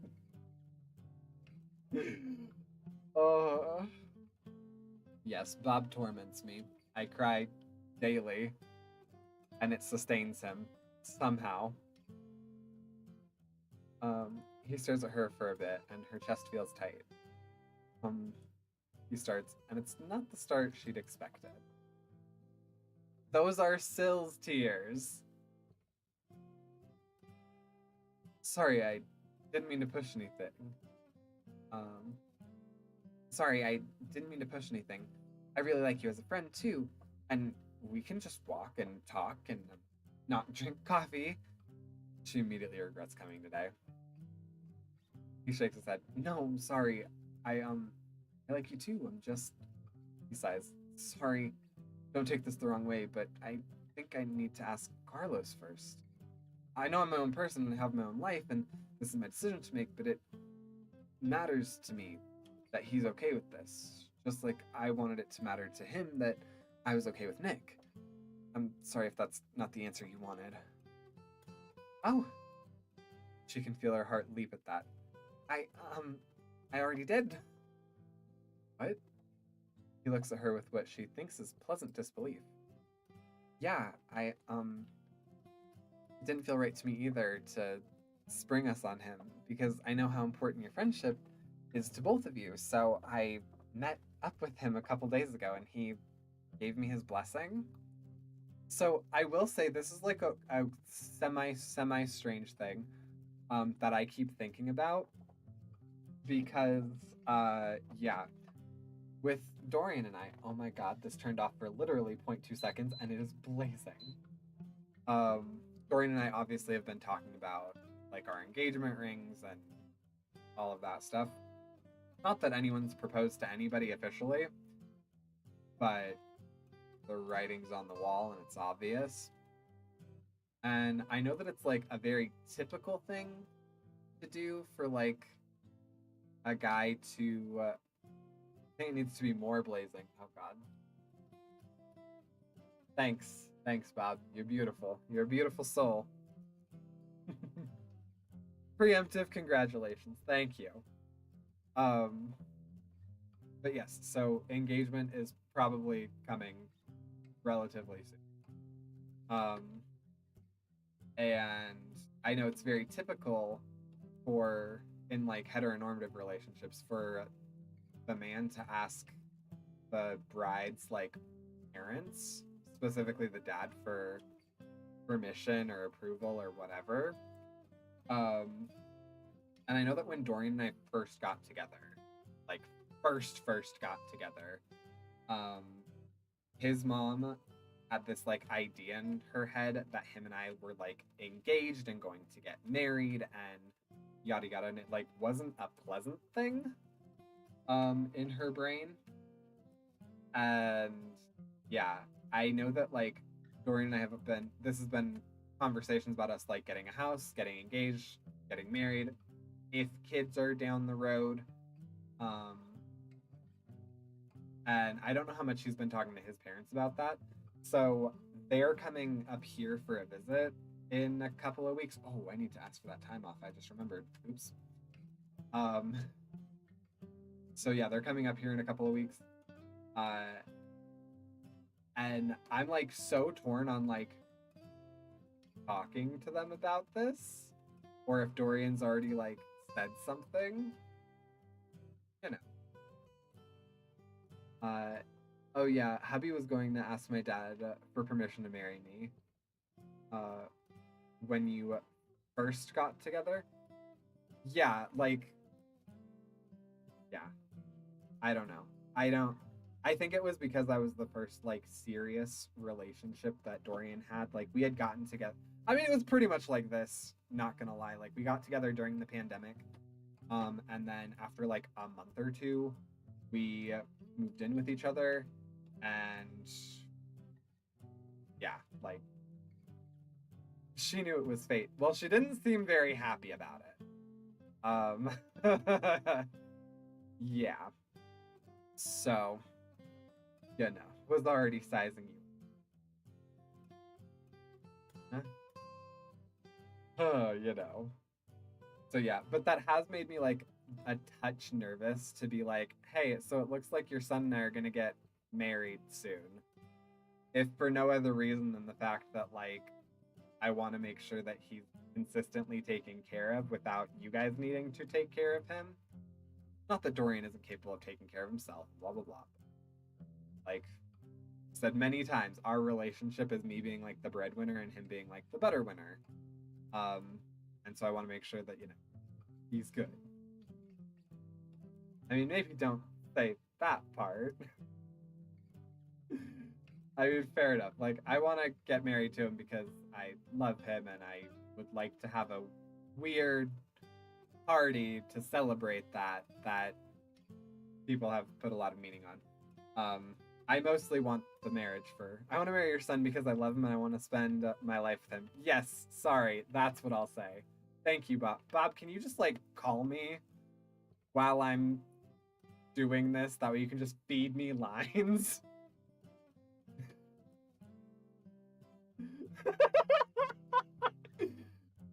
Not let me take his care out of your incapable arms. Fair enough. Fair enough.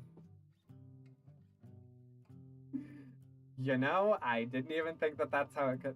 What's funny about that is that like my biggest qualm just with like his parents, not, I mean, I love them. They're great people. My biggest thing though is that they will do things that make me feel exactly that way, where like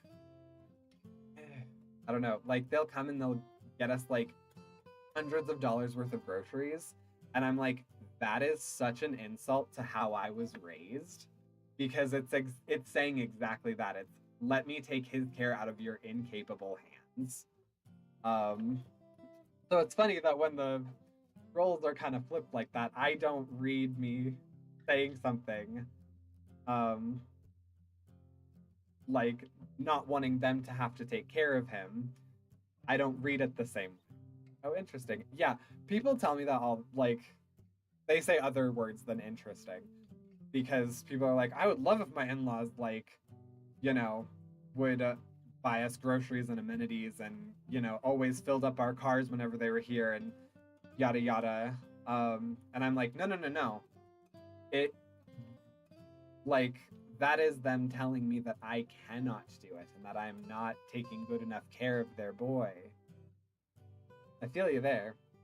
I would take that kind of gesture as, we're here and want to help you both out a bit. But I totally get your feeling on it too. Yeah, I know that it's supposed to come across as the, like, we're here to help out kind of gesture and them taking care of their son. And like, I have a friend who you know, she's very close with her son, and she's like brought that up to me before with, like, you know, if I had a child, wouldn't I do the same thing for them and their partner? And I'd want them to feel like they know that they can lean on me rather than like I'm threatening them or something. But it's a thing that I'm having to work through. But yeah, it's a very constant battle whenever they like come and visit, where they'll do something that's like a kind gesture that I should read as a kind gesture, but then I just get put in like a foul mood because of it, because I just read it way wrong.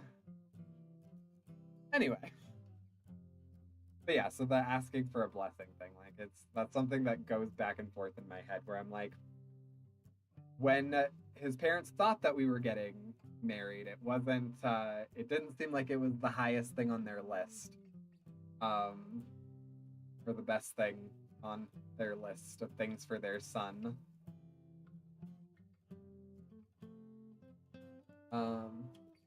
We got a nice-ish car shortly before our wedding. It was a good deal from our friend's relative who died recently. And it, like, I don't know, felt like a nice grown-up purchase, having a car that was nice instead of a rattly cage of steel. Anyway, Alex's parents paid for our car as a wedding gift, and I was pissed. It felt like they took an achievement away from me. Exactly that. Yeah, no, like, it took me a while to work through it. I understand that, because, like, there's something, and I know it's pride, and I know it, like, and pride can be such a great thing, and it can also be a hideous monster. But, like, I have so much pride. I have so much pride in the life that I'm able to provide for Dorian and I. And especially, like, a little bit earlier on, like, when I told him that he could stop working and that I wanted him to focus on school and on YouTube and on Twitch and on things that he was passionate about.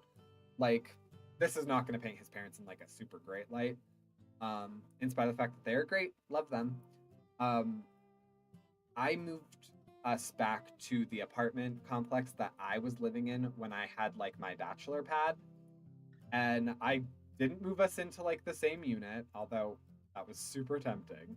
But I got us, like, a 2-bedroom apartment. We had, like, an office space that could be dedicated to, like, all of our video stuff and mostly dedicated to, like, Dorian doing his stuff.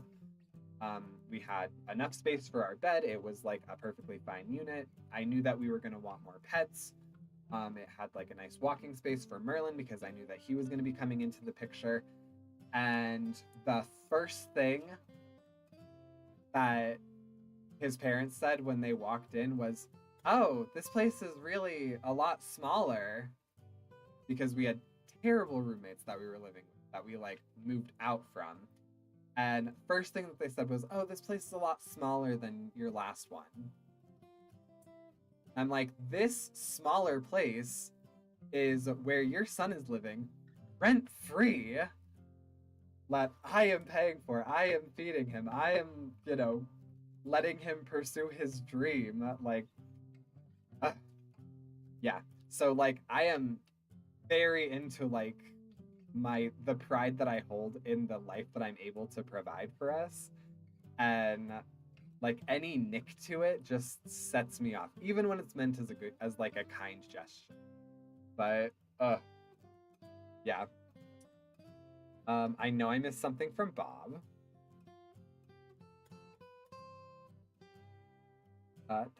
Pat, how dare you be nice to me? How am I supposed to have horrible in-laws now? Oh, interesting. I mean, from what you've said, Pat, it sounds like you take a lot of pride and joy in being self-sufficient and supporting your partner. Yeah, that's me in a nutshell. I had to actually do a lot of like coaching around being okay with opening that up and like in a weird way, like allowing the love of other people to spill onto me, or like the love for other people, like the love that my in-laws have for their son to spill onto me. um which is something that I'm still working through. I actually should set up another coaching session. So their generosity is almost an insult to that. Oh no. Correct. Yes. Like it's very difficult for me to not be able to like stand back and wholly say like this is what I created, or like this is what Dorian and I created, if it has like help from other people. Um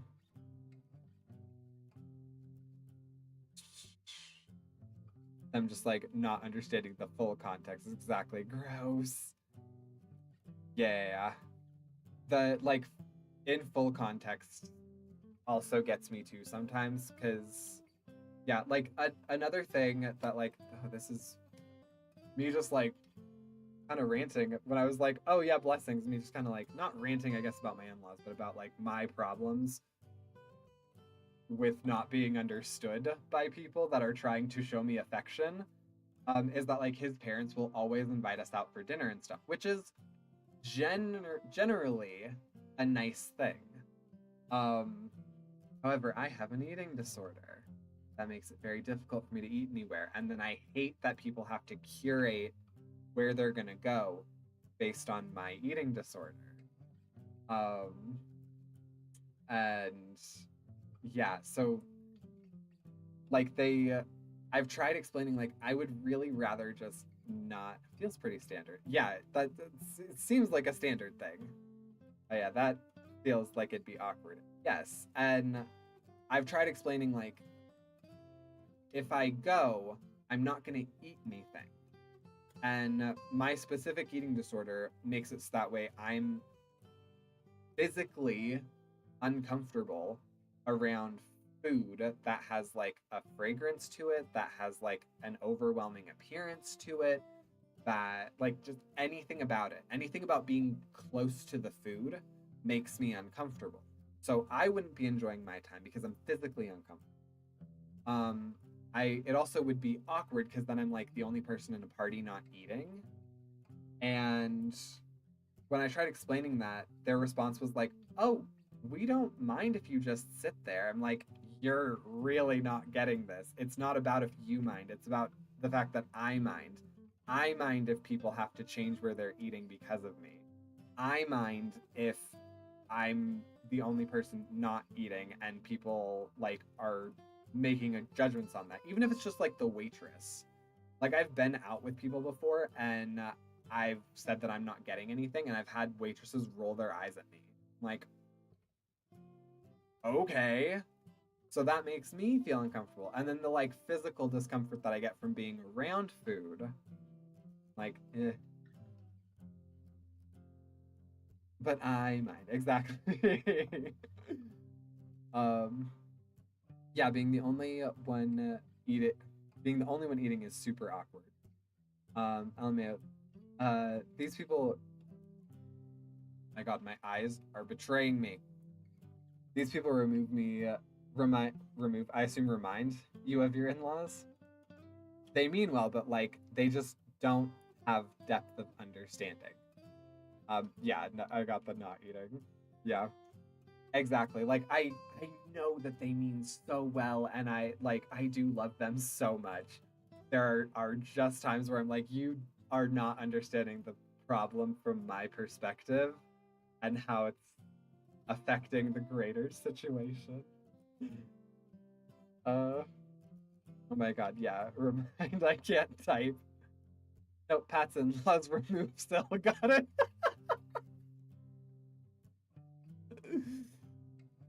Oh, I experienced a small part of that when I was on keto, and that was like voluntary. I'd remove still too if I were them. Bob, the violence. So yeah, and like, and with things like keto, like it's very, very restrictive. Um, and it does make like certain experiences difficult to do, but obviously specifically eating. Um, and some people don't understand. It doesn't click in their brain that's like, oh well, there's more going on here than just like the idea that their thing will make me uncomfortable. I need them to know that it doesn't make me feel uncomfortable. It's like, no, no, no, no, it's not about you feeling uncomfortable. Um, I was pescatarian for a while, and my mother-in-law would make meat, and it was easier to just eat it, which isn't necessarily as bad as your situation. So we actually are pescatarian here as well. I mean, mostly vegetarian, but like pescatarian as well. And it's mostly just fish. But yeah, no, it's insane. Like, I my parents-in-law love them. Some other family members, not so much. Like, everybody in his family knows that we're pescatarian, and still are always very insistent that, and also that I have an eating disorder.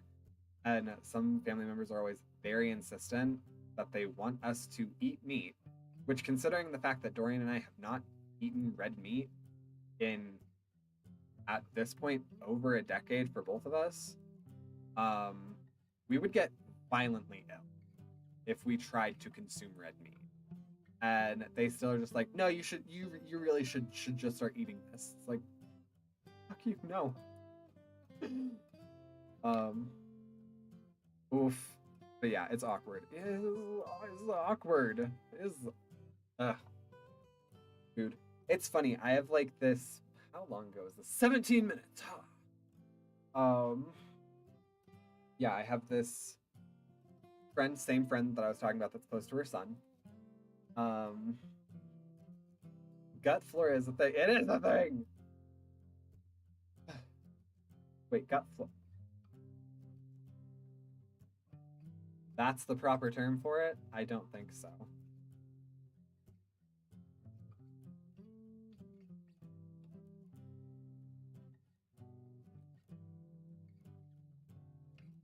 Oh, microbita. Yeah. But yes, no, it's insane, and that's like a concept that's like way over their head or something. I don't know. That also the more person that always insists on that. I also went out to eat with, which was a horrible mistake. And I ended up having to like apologize to our server and like went to their manager and was like, she was wonderful. We left her a really nice tip. We're so sorry for how she was treated, yada yada. Just what do you think this is, Pat? Flowers in your butt? Well, considering your gut is not your butt, no. Oh no, yeah, no, it was like terrible when he found out that he was paying for his own stuff. Like, completely flipped into a different person. And I'm like, you are substantially older than me. You should understand that this is embarrassing. Also, my name is the one on this table right now. Like, Ugh. Ugh. Behave yourself. You're an adult. Figure out how to freaking behave. Oy. Yeah. Anyway, I'm realizing that it's 4 hours. We're at 4 hours. I think I'm going to finish at least this day, and then it might be time for bed because I am seeing myself in my camera and I'm like red. And also, I want to spend some time with Duran before he has to go to bed. So, right, giving blessing. Oh, Adam is definitely smiling now. In that case, should we make this a proper date? We could find a restaurant with an outdoor table and get. Oh, that was our first date.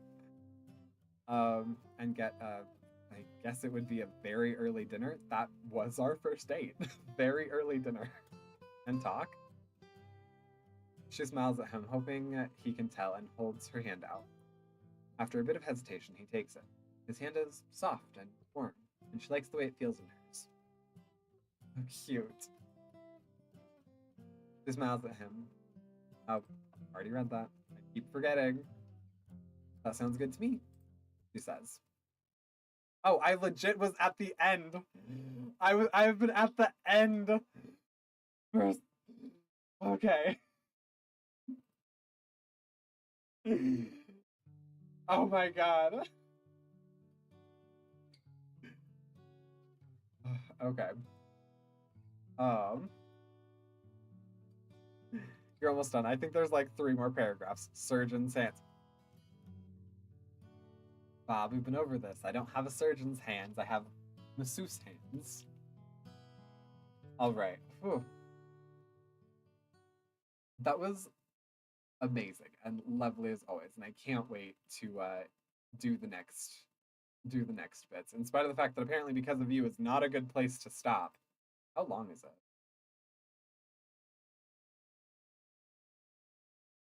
Ooh, wow. Okay, it's not very long actually. It'll probably take me about 2 hours, but oh god. Okay, I just read what it's about, and that's gonna be a fun one.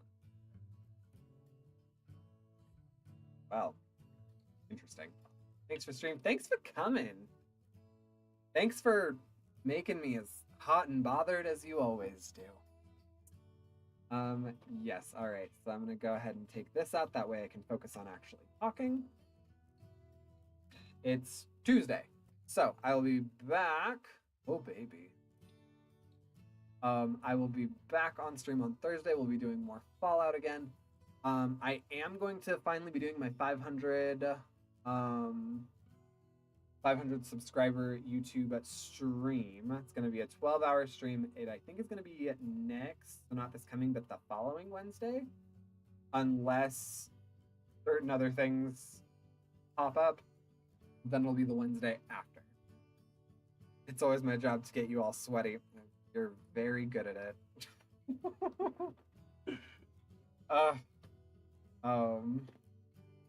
Yes, I have shorts coming out for the rest of the week. I have no videos set for this weekend, so I will hopefully have that fixed by tomorrow. But yeah, with that, actually.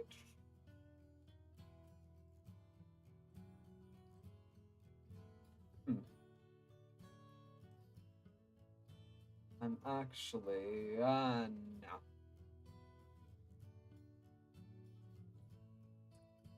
Am I? Am I? Hang on. I'm doing a thing. Doing a thing. No. Okay. I was gonna see if there was anybody to rate out, but the only people that are in no way anything close to this game. And it seems like I'm the only one doing streaming under the Yearning tab right now. So I think we'll probably just end this.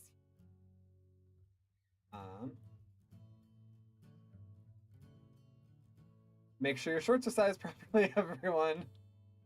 Make sure your women's shirt patterns are scaled up properly. Oh my goodness. Ugh. Join me in the fight for men's cups. All right. Yeah, with that, good night, everybody. I'll see you guys on Thursday. Have a good night.